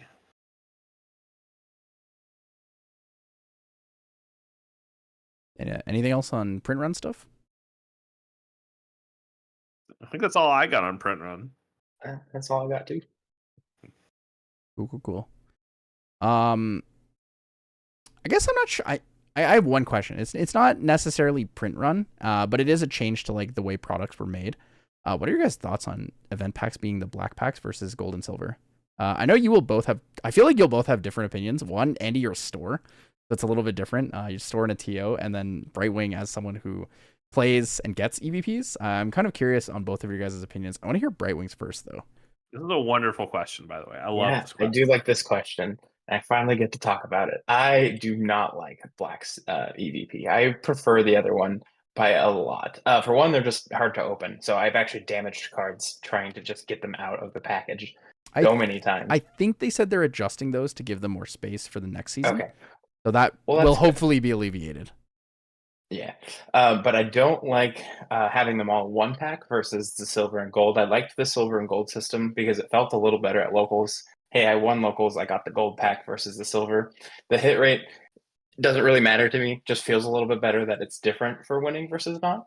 And I also feel like maybe this is just my area, but stores are, at least the ones in my area, are less generous with the black packs versus the gold and the silver. They would give out more, everyone gets a silver participation. Second place gets another silver, winner gets a gold. Versus the black packs, the stores around my areas, it's just like, one per person. Maybe if you win, you get a second one, and that's kind of it. So I feel like it was more of a better incentive for the golds and silver versus just the black. Is just let everyone gets the same. And I also feel like there's the hit rates. I know they said they're like the same or around the same, but it also doesn't feel like it. It feels like every time you open a black pack, it's just uncommon or just non-foil, no foils. I have seen less CSR hits. I don't know. They're just not my favorite. I prefer the two system packs, but I understand for logistics that it's probably easier for one.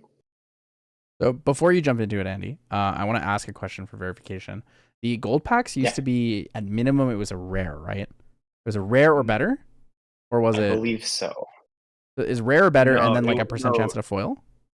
No, it was 50% SR, 50% foil. I see. Okay. And then the silver ones are basically it's common plus and 25% chance at a foil? Yes, it was 70%. I think it was uncommon plus. Maybe it might have been 1 in 8 for silver packs, and then maybe 1 in 4 for gold packs. I see. In terms of foils, I don't remember because it's been so long since it feels like forever since we got. It feels like forever ago. I actually might have one. Well, while Andy goes on, I will look for it. Yeah, I understand the change. I think it's significantly easier for weebs to produce these, which is a plus for a lot of things. But I don't personally like the change either. I kind of agree with Bright. I'm going to talk about it from two perspectives. I'm going to talk about it from the perspective of me as a player and from me as an organizer and someone who runs one of the online leagues. As a player, I think it feels worse winning, like you kind of touched on, Bright. It's like getting some amount of gold packs was like, okay, I expect there to be a hit here. I'm almost guaranteed a hit here because I'm either getting a foil or an SR. That's going to be good no matter what it is. I feel like that's a good thing no matter what it is, at least from like my mental perspective. Losing, I don't think actually gets any, it doesn't feel any better just because the odds are the same on the packs across the board. It's just evened out. But it does feel worse to me that it just does. I don't know. I feel like there's like I don't get to reach for anything. I don't enjoy it. I think there's some sort of mental block there where getting a gold pack in itself felt like an accomplishment. In itself felt like something very good. And getting a black pack is just kind of, it is what it is. From an organizer perspective, I also don't love it just because I'm going to use my experience running the online leagues, where when we were doing silver and gold packs, it was very easy for me to be, okay, everyone gets a silver pack on entry, and then if you get 3 wins or more, then we split all the gold packs. Now we encounter an issue where gold, it's all the same. They're all black packs. So what I can give out feels very restricted to where now getting 3 wins, you just get like the most I can give out reasonably is like 3 additional event packs. And that becomes an issue where now it feels significantly more top heavy than it was. Because if you go 4-0 in our free Yeti weekly online league, which is firing this Thursday as well, you get a whole booster box. That's great. That's a great prize for 4-0.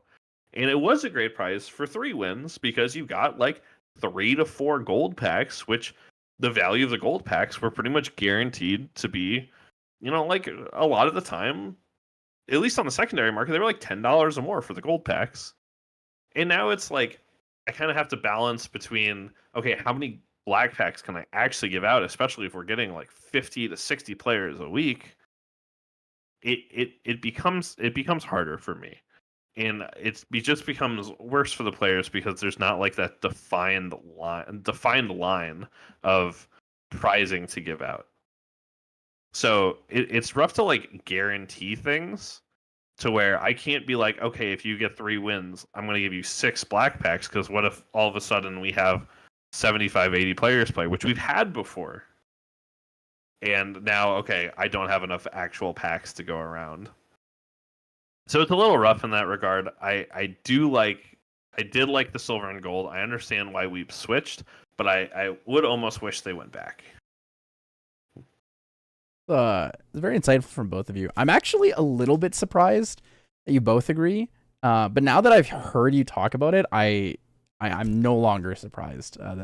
I thought you might have slightly different opinions from a tournament organizer perspective, but then I realized as you were talking about it that, yeah, it does actually make things a little bit harder in that sense. Anyways, I did find both my packs. So the silver packs are 25% chance at a foil and 75% chance at a rare. And then the gold packs are 50% chance at an SR and 50% chance at a foil. And the foils can be any rarity. So the gold packs were actually quite good. 50% SR, 50% foil is like not bad. You're pretty much guaranteed to get like at minimum $1 if you open it, because you got a foil or an SR. Most SRs you could probably sell for $1. Yeah, or better. Mm-hmm. You had an expectation of what you were going to open if you won a gold pack. Yeah. And there's just something about winning a gold pack versus just winning another pack, So the gold was the important part. It's like, I won this pack this week. Who's going to win it next week? Yeah, because it's like, sorry, go ahead, Andy. If you open something cool out of a silver pack, it's like, oh, I got this extra thing. This is awesome. But like, you almost always hit out of a gold. And now if you just win like more black packs, there's a chance you just don't hit anything, or you just hit just a bunch of rares that aren't good. Yeah, because if you open it from the gold, you're like, okay, I won this, and I'm getting rewarded by getting whatever this is in this pack, right? And mm-hmm. Normally I'm not going to jump to what other people are saying here, but I think Korax in chat actually has the perfect example. He said getting a gold pack feels like you won something. If I wanted the second black pack, I would just go join another event. Because that's all it is, right? One black pack is enter an event, you get a black pack. Win an event, you get another black pack. It's like I put in all that effort and I got the same as if I just gone to play again the second time and trolled, or like not really taking it too seriously or anything like that. So yeah, the mentality I can definitely see it. I just hate EVPs in general. I have a personal salty gripe against them because I've opened 800 and I have no CSR. 800? I've opened 800. That's crazy. There was a point where I spent a lot of time in SoCal, and there's a couple of my locals down there that are young students, and to kind of like help support them, I would always buy their EVPs after events, because it was like it paid for their entry and it let them come to like locals more often, and it was kind of like my way of like supporting them to keep playing the game. And I was like, okay, cool, maybe I can get some cool cards out of this too. And I've just opened so much for nothing. So I've just chalked it up to charity. I've just given all of those guys charity, and that's it. I remember in one of the very early webcam events that was in main court back, not webcam, I'm sorry, TTS events. Back was in main court. I like won. I think I might have played Brytwing during it, actually. You did. You played Gildas and introduced me to second wind Gildas. Yeah, but I like played my 3 games to like qualify for the door prize and dropped because I just like didn't want to play anymore. Because I didn't like TTS at all. And I won like one of the door prizes that got me like 6 event packs or something, and I pulled 2 Lynette's out of it. That's crazy. Ban this guy. So Ban my this guy. Rigged. experience with event packs are the exact opposite of yours. I've opened like I think 5 individual Lynette's. Okay, so what you're saying is you're the reason I never get to open any CSRs from EVPs. All good, all good. All good. I kid. Wayne, silver pack that I got for participating in Yetis. I opened it over the kitchen counter, and I was like, wait a second, I don't have a sleeve handy. This was supposed to happen. Oh, yeah, I'm glad I asked the question about EVPs. Yeah, that was a good question. I don't know where I really stand on EVPs. I think I just want,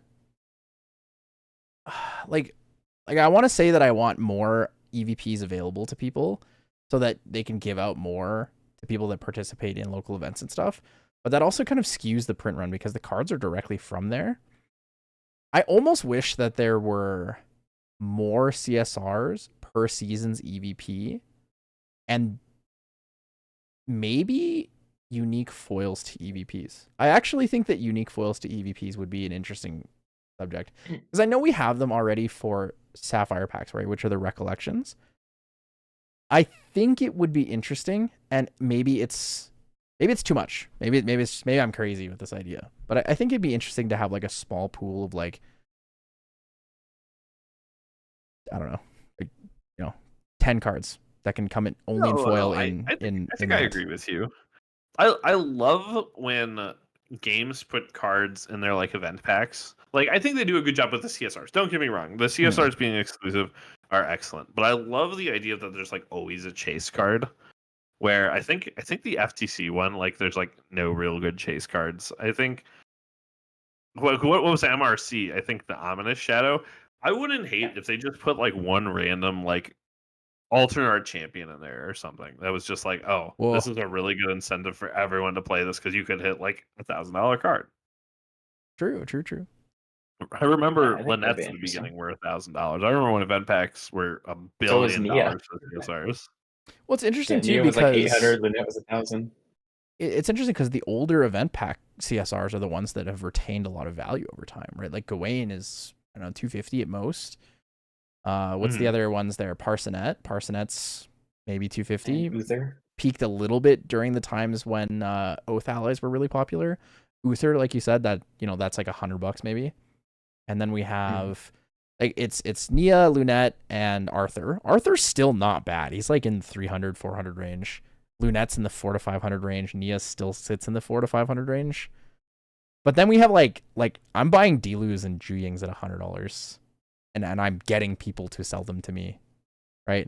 We go to last season and we look at like Slime King. I bought 2 Slime Kings for less than $100 in Europe. I bought a bunch of Jennies for $50. I threw one in the microwave. I forgot that was an EVP CSR. Oh man, true. That microwaved one is kind of sick though. It's got like a whole new foiling. Maybe they should make foiling that looks like it was microwaved. I mean, yeah. I mean, actually, wait. Maybe that's the idea. Maybe that's the play. Instead of making cards that are unique and different, they introduce a new foiling method that is specific to EVPs. That would be interesting. But they are promo versions, so they're not included in silver. Because that would be so frustrating if they were added to silver. Yeah, I'm always a fan of more foiling processes and all that stuff. Because Quicksilvers were nice. They're really nice. Quicksilvers are nice. I don't know. I don't have the answer, but just interesting things to talk about. I always want to see It'd more be fun if values they for players, toyed with right? it, that's for sure. Yeah. Anything to Played make around with what they could do for EV. anything to make the free online Yeti Weekly every Thursday in the Discord Yeti server in description below more value to join, considering it's also free. And fun. Yeah, I think that's all for print run and print run related things. We do have a little bit more time here, so did you guys want to go over maybe a couple of the spoilers that have been revealed, or do you guys want to save it for next week? I think I'm probably down to just have a big talk next week about all the spoilers. Oh no, we Just 'cause I lost don't think we're Andy. gonna be able to get to enough. Oh, not again. Here, just give it a second. It'll settle probably.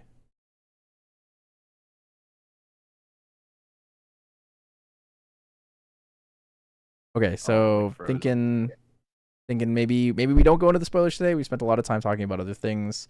Not too many tangents. Honestly, a lot of it relevant to what we were talking about topic wise. Next week, I believe all the spoiler season should be finished. So we can just do a big podcast on Tuesday, talk about all this. Yeah, I think that's a good plan. Sounds good. That sounds good. Andy, you wanna close us off here? Yeah, thanks everyone for watching. Really appreciate it. If you haven't, please subscribe. Please like. It helps. Our goal is to get to, 1,000 subscribers this year.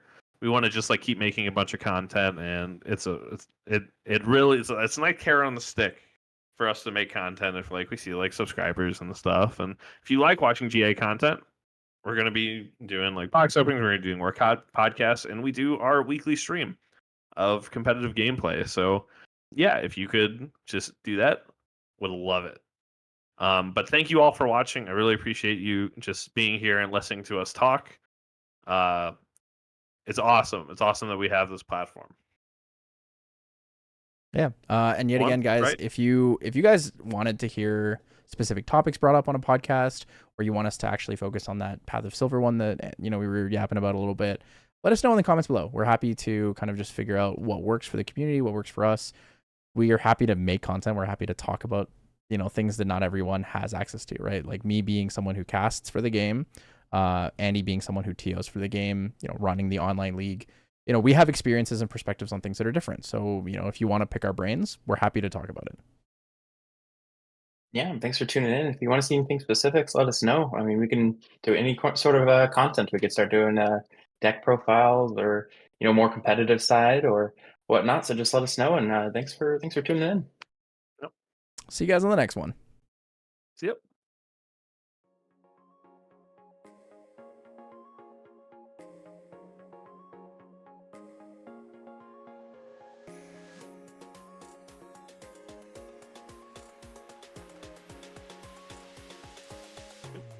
Good content, guys. Good content. Yeah, all right. that was awesome. All right. We're back. The podcast's still live. Hello, everybody. Thank you for joining us for podcast today. We are going to be kind of doing the style of we'll do the podcast and then we'll have it posted in the next week. So this podcast will be available sometime next week whenever I have time to actually just edit and trim and do the things. I still have my podcast with Rex and Corax that I need to finish editing. Quarks. And then last week's podcast where we did the Exia spoilers will not be available in like a video form. You'll have to actually watch the live stream and go back through that, just because when I recorded it, I messed up all the audio. So I apologize. It won't happen again. We'll have better audio going forward. But yeah, I gotta say, Freedom, I think you guys did a great job with your video. I feel like a lot of the times people make like really low effort skits, and I know I'm guilty for being really low effort on my spoilers sometimes. So I just appreciated the effort you guys put in. I thought it was really cool. Yeah, that was really awesome. Good job, guys. Yeah, I like when you show combo pieces and like what the cards can use with, because it kind of helps open up. You can read a card and then go, oh, yeah, that's what it does. But when you show us what we can do with the card, it always feels nice. Yeah, it's a big thing in post to like edit in the cards that you're either talking about or the cards that you want to bring up.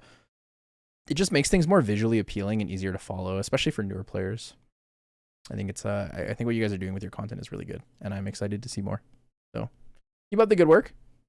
More. Other than that, I'm a little sad Mitch isn't here yapping with us. We gotta get Mitch on one of these. The Path of Silver one. I want to get like him or Lamb or Get him and somebody. Lamb. Moose. Him, Lamb, and Moose. That would be a power team. True. I wanna do a. Yeah, Sorry, go ahead, Andy. Or we Go have ahead. like a lot of very unique perspectives on like this panel, and like the people we can have the ability to get on the panel too. It's really fun. Mm-hmm. Yeah, being a digital podcast, it's kind of quite a bit easier for us to just grab whoever, because like all we really have to do is vet like, hey, do you have a? And honestly, you don't even need a camera. Like if you are someone who like we really want you on the cast because of your insight or your experience, and you don't have a camera, it's really not an issue. Like that is totally fine. Yeah. There's a lot of content I want to make, and just like time and like it's just tough. It's just tough to make sure it all like gets done. And it gets done well. I do want to do box openings, so I have so much product to the left of me to open, and I like ranting about things. I think it's fun. But I got new camera. I have second camera. So hopefully we can just like constantly make more content that people are interested in. I need you to get new internet. Yeah, I Andy. want to get into it too. I just don't have the skills, so I'm learning everything I can. But I want to make a video on draft and like tips for draft for new players, since the synth is coming up and draft is kind of scary for some players. Do you think that there will be draft available at the HVN Ascents? That's a very I good hope question, so. because they specifically it wasn't going to be a set that was draftable, and it wasn't going to be like a 2-1 kind of pack sort of thing. Mm-hmm. But I would love if they just kept doing more draft from the last set. Every main set just has that draft at Ascents. The format is insanely fun. Like they should always have those side events running, in my opinion. They're so much fun. And until we can get them like in stores, if that ever happens, I think you definitely need to have them at the Ascents. The format's incredible. It's so much fun to play in. It's fantastic. Even the things that feel like maybe would be overpowered, like there's a very easy way to enable Nascent Blast in the format. Like there's a regalia that's in like your regalia pack that is just empower something for free. But like you would think that would just be like over the top broken, but just because of how draft works and how you have to have board control, it's just sometimes just like not good enough. So it feels very balanced, even if it doesn't necessarily look like that on the outside. Nascent Blast is your pack one, pick one every single time though. Don't pass that card ever. And it's a common. Yeah, just like generic 3 damage removal is like always very good. But and then you just draft the Tome of Sorcery, and it doesn't have class bonus, so you just start the loop turn 1, and you don't pass that card. What if I open a foiled Tarman? My bad. I've actually talked about that like 4 times this week. In terms of like someone brought something up, and it actually somehow led to the conversation of, would you pack one, pick one, a foil Tarmogoyf?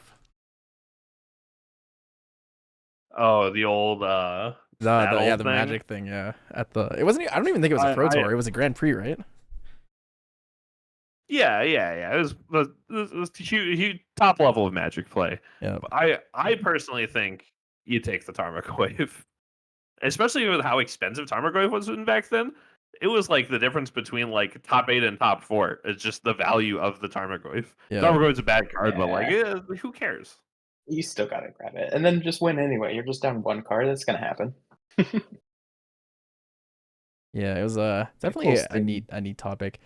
Something I actually would like to do on a podcast one day, and I hope that someone watches the live version of this and not just the one we post. But I'd like to have a podcast talking about things like competitive integrity and like best tips and things you should and shouldn't do. Like because you think they're okay, or because you like you can do them even though you think maybe this isn't right. Because I feel like there's a lot of things, GA being one of those games where most people, this is their first card game. Like me, yeah, this is my first card game. There's like a lot of stuff where I'm like, I never thought about that. You see Fab banned Brody Spurlock for 2 months? Well, I did not see that. I saw his apology post, but I didn't see that they banned him for 2 months. Yeah, it's all very controversial.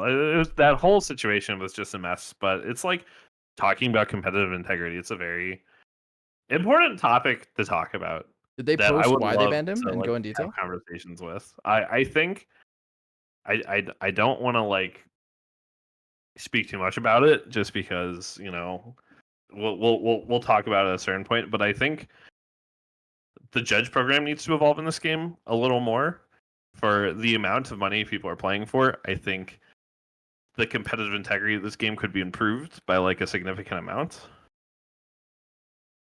I agree. But it's all in the ether,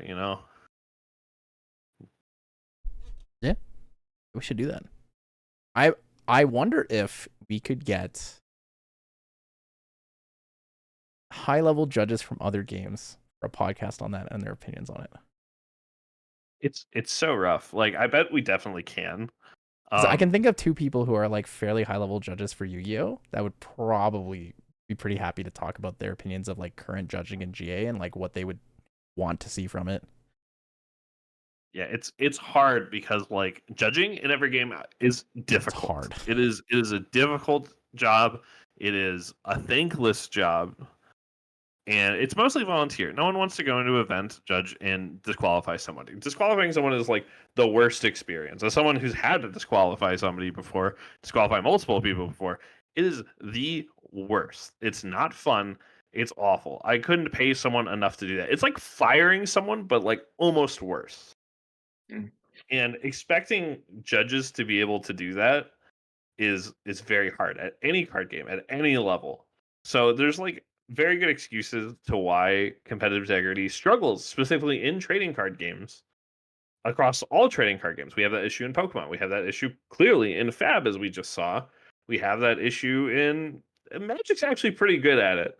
Magic's the one that really takes their judging program seriously, and we have that issue like in everything else. But it's I hard. think there was an Judging issue is with the Lorcana as well, right? Oh yeah, there was They had, just a like, really big scandal massive about cheating thing. Yeah. Yeah. I'm not as versed in the Lorcana one because I don't pay too much attention to it. I But didn't see yeah, too I much heard about there it. was some I just stuff. saw that it was there. Yeah.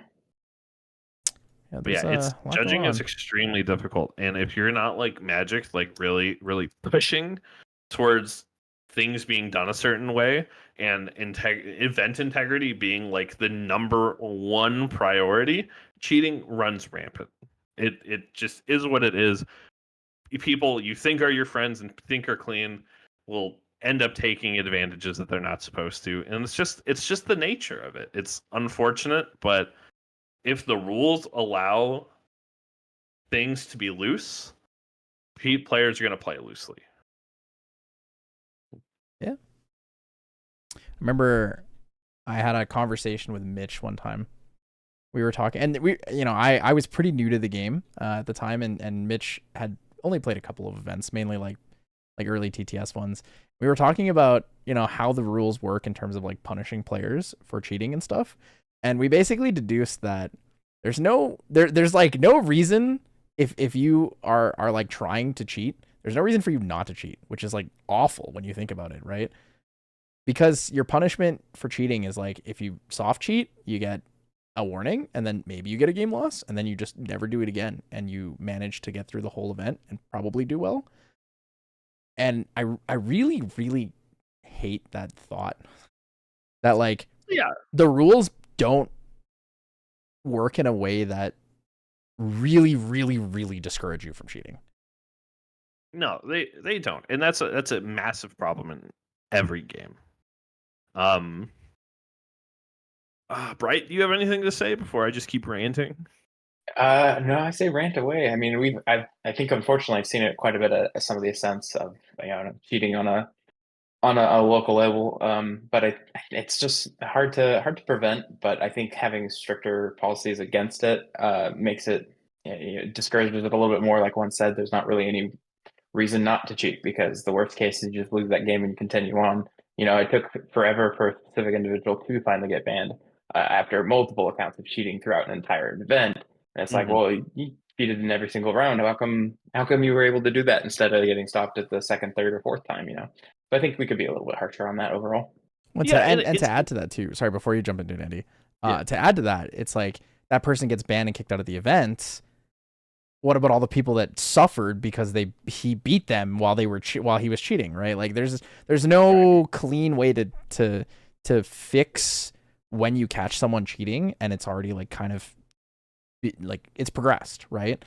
So that's why I feel like there needs to be more of a reason to discourage people from even taking the risk of cheating at all. I also think that we have like a stigma in this community about calling a judge, especially on slow play. It's kind of like we have like this hush, can't call a judge on a slow play, when we have quite a bit of players that maybe take the slow play or they're playing slow a little bit too far. So I think that's another thing that we could help within the community, is just encouraging judge calls more often. Versus right now, it's kind of like no, we don't need to do that. We'll figure it out or fix it ourselves. That's what the judges are there for. Yeah, just touching on what Bright said, it's like calling a judge is an uncomfortable thing to do, even if you're completely in the right to do so. Because like you're in like when you sit down across from somebody, you're in a social situation with that person. Whether you like them, whether you don't like them, whether you don't know them, you're automatically in a social situation with that person. And a lot of people, whether it's true or not, think that calling a judge in that situation is like being aggressive or being like mean to somebody. Yeah, or like disrespectful. But when it comes down to it, there has to be an idea of like what a warning is in judging philosophy. I think a big problem with judges across all games, being Pokemon, Yu-Gi-Oh, Grand Archive, is people see issuing warnings as issuing a penalty in itself. When in reality, what a warning is there for is strictly to be able to track behavior of players. So if there's someone makes a mistake, doesn't pay the right cost, accidentally draws an extra card, whatever happens, you need to call a judge, because while you can easily fix that situation as a player, you more or less owe it to the event and owe it to the rest of the players to make sure you call a judge, the judges handle it properly, and they're able to issue warnings. So if that player, maybe they weren't trying to cheat you, maybe they were, because it's very easy, like once mentioned, to soft cheat. So if you allow the judges to keep track of how often a person is soft cheating, that's a good indication of them actually cheating. And even if it's not necessarily with major intent to gain an advantage, playing sloppy is cheating. Whether I know a lot of people are like, oh, but there's no intent there. But when you allow people to play your game suboptimally and allow to skirt the rules suboptimally, they do gain an advantage. And not correcting that behavior is essentially the same as intent. Well said. Yeah. Get number one EXP judge Ein Refine in chat. Holy. Hey, it's Ein. Big fan of Ein. Big fan. Shout out to Ein. Big fan of Ein. That guy's pretty cool. Yeah. Ein is my hero.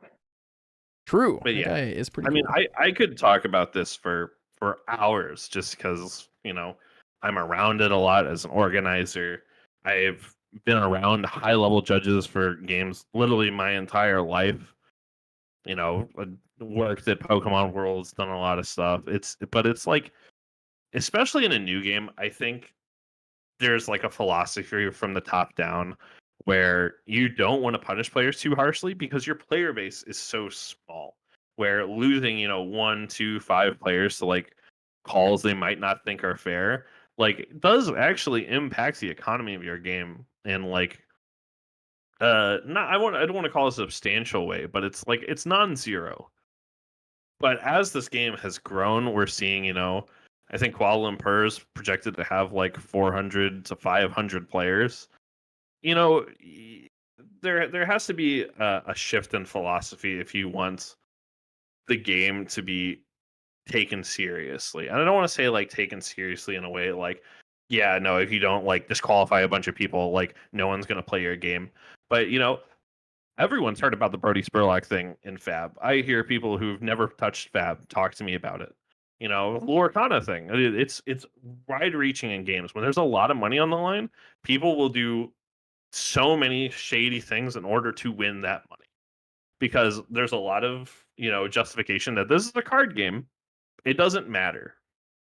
But, you know, it does matter. People put a lot of time, people put a lot of effort. There's a lot of investment there outside of just strictly monetary investment to where, you know, if people are gaining advantage by playing sloppy or cheating, you should remove those people from your game just to be able for people who play the game properly to have a chance to win and have a better chance to win.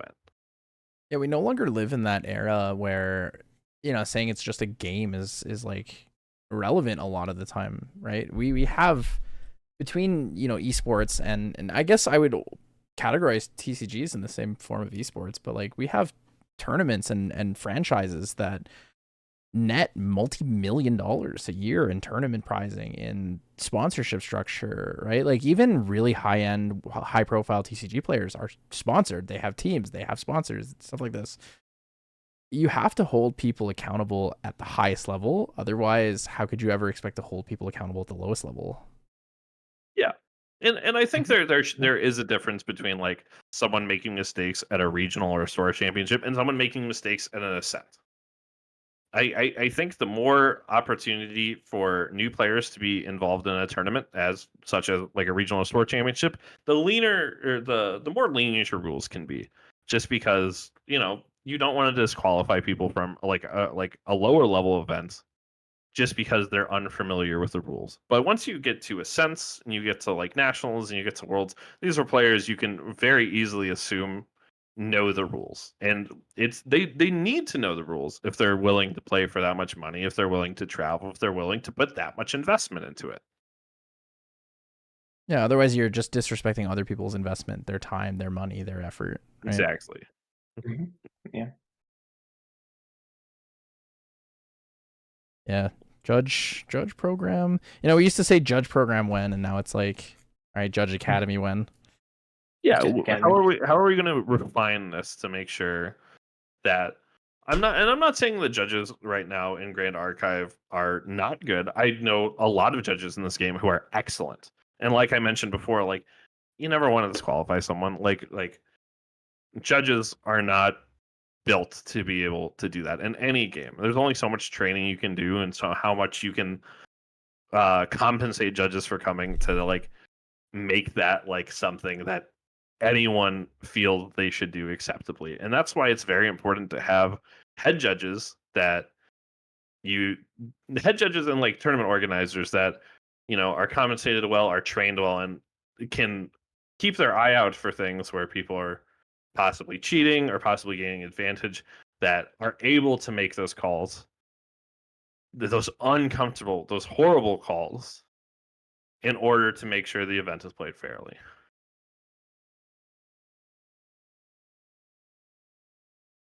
Grand Archive TCG says you guys agree too much. What do you disagree with? I think, you know, we talked about a couple things where it's like it's very, you know, the onus is on the player. There's like such a delicate balance to it. I think the onus is actually more on the company than it is necessarily on the players and the judges, because I feel like it has to come from the source, right? Like the company has to make the push for the competitive integrity of the game, and naturally, if they make that push, the other things will have to follow suit. And if they don't, that would just be the failure or success of the game, right? Yeah, absolutely. I mean, and again, this isn't strictly calling out Grand Archive or calling out. Every single game struggles with this to a severe degree. Every single trading card game, like if you name one, Magic is probably the exception to where they're probably the best at it, because at least in the past they've taken their judging program so seriously. It was such a big thing. The compensation was very good, but I don't know how it is now because I've been out of the Magic competitive scene for a decent amount of time, a few years, pretty much post-COVID. But Pokemon has a problem, Yu-Gi-Oh has a problem, every card game has a problem because balancing how to deal with people breaking the rules with, you know, not punishing people for what might be like very innocent mistakes. Like I said, it's just incredibly difficult. I actually think on that tangent, do you think that actually I guess this is just a player thing, but I'm always thinking of like online play, right? In online play, I feel like almost nobody in Grand Archive will call their opponent out thinking that they're cheating, or call a judge thinking that their opponent is cheating or doing something that is favorable and unfair to them, like outside the game rules. I feel like people really need to be more certain that the opponent is doing something that is against the rules. Like, if your opponent's hand leaves the screen, they are breaking the rules, like to a very severe degree. And I feel like people are so nice in this game because they're willing to let you make so many mistakes like that. You know, like I get it, you know, you take your hand off once, right? Yeah, but like some of it 4 gets a little times? blurred between like the locals versus regional onlines, because we run the locals fairly casual compared. But then when it's regional time, you gotta realize that this is a regional event. This is the same level as if it was in person. You know, if the hand moves, that's something you got to call on. It's something you got to get a judge in to watch, make sure that's not a reoccurring issue. You know, for the player throughout the event. But it's sometimes for players hard to gauge that, because if they're there for the weekly locals, it's a little bit more lenient. That's oops, oh well, we'll get that fixed kind of thing. So I think that's where a lot of that comes from. But yeah, it's a regionals. It's full on same as in-person event. Yeah, and I mean Yeah, they're and big it's- regionals too, right? Like we have minimum 100 players every regional now, upwards of almost 200. I think, what was our highest? Over 200, right?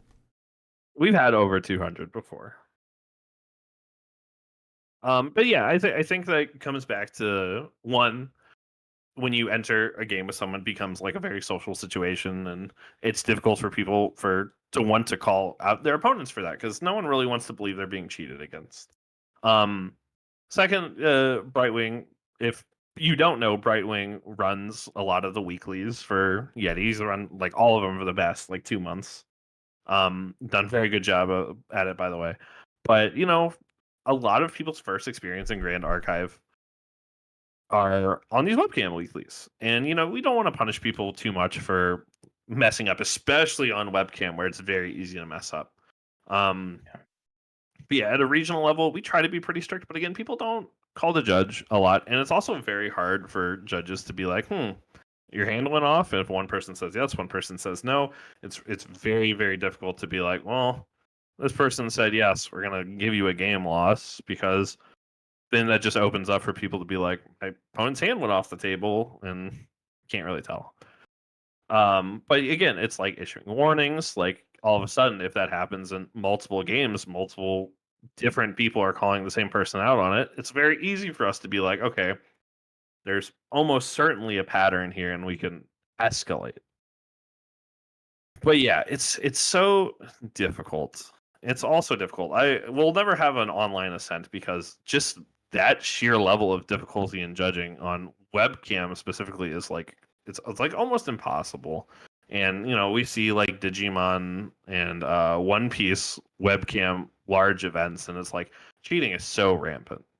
It just is. And honestly, at every card game tournament that's like above a certain amount of players, there's always going to be cheating, intentionally or not. And if you don't believe there's cheating at Ascents, and if you don't believe there's cheating at like regionals and stuff, it's like, unfortunately, it is there. Once a tournament size gets too high, like, it's just whether it gets caught or not. Yeah, I mean, there's so much on the line too, right? Like, Yeah. there's big money at an Ascent.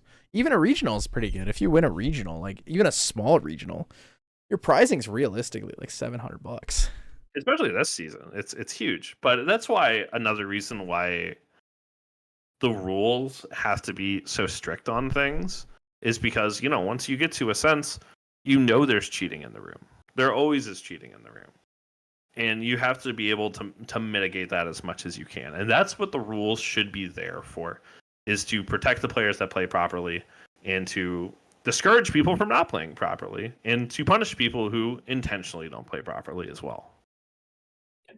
That all starts with not being afraid to call a judge so we can track patterns. That's right. That's right. And like we've been very critical tonight of like things we want Grand Archive to do better. And I just want to reiterate, every game has this problem. We just want Grand Archive to, as they have done in every single thing that Grand Archive has done, is to not be the status quo, is to aim to be above the status quo, is to aim to be the leader in the industry at quality and everything. Yeah. Well, I think unless you guys have anything else you want to bring up for this podcast, I think it's a good note to end on. Yeah, I think that last conversation was really good. It was really insightful, and I hope everyone watching got something out of it. Maybe has some questions they can possibly ask in the comments. But no, I think that was really good. Yeah, I think so. I hope one day we can report score on Omni. That's my dream. That is like I hope for that my number too. one wish list. Holy, yeah, my God. that would be so nice. So how would that work? We would report our score, and then we would hand in their sheet, and then you would just verify it that they're the same. You don't even do sheets. You just both report online, and if they match, then it's good. I see. You If they both don't match, report. then you have to Okay. see a TO. I believe That makes Magic doesn't sense. even do match lists anymore. It's completely on their stuff. I only know Flesh and Blood, and it's you just report on the app, and then as long as it's both the same, then it's good to go. It's also very easy for both players to double check with that process too. It's like, if I look at my game and it's reported wrong, I can immediately go up and be like, they reported a win. It wasn't a win. Right. Like it's no more risk than just simple match slips. Yeah. Overall good. All right, guys. Well, we will see you most likely next Tuesday. So I'll try to post the video before next Tuesday because I feel like it would be, I don't know, maybe I'll post it on like Sunday or something if I can get it done by then. And then it gives people time to like post comments and stuff, and then we can use that for the next podcast. I'll try to get it out earlier if possible, but we'll see. It is Valentine's Day this weekend, so hope everyone does well and no one's too sad about IceBanned Slam. IceBanned Slam. Appreciate everyone for tuning in. If you haven't subscribed yet, please do. It means a lot to us, especially me. Yeah, Andy will love you a long time. Maybe. Yeah, thanks for being here. And do you want to play in fun weeklies? Check out the description below. We play pretty much every Thursday and every once in a while on a weekend. So come and join us. It's a lot of fun and it's free. Yep. This week will be your casters. This week will be Mr. Mullen, so Eli, who is on True Champion Gaming. That's fun. As well as Herman is your man. Herman, the head judge of Canada, basically, was the head judge at Toronto. He's been on here a lot. He's yapping around. But yeah, it'll be good. I might actually play this week since I don't have to cast. Oh, awesome. Love to see it. It'll be a good time. You can feature me on stream and roast me. But anyways, we'll see you guys later. Thank you so much for joining. See you on Thursday. All right, guys. See ya.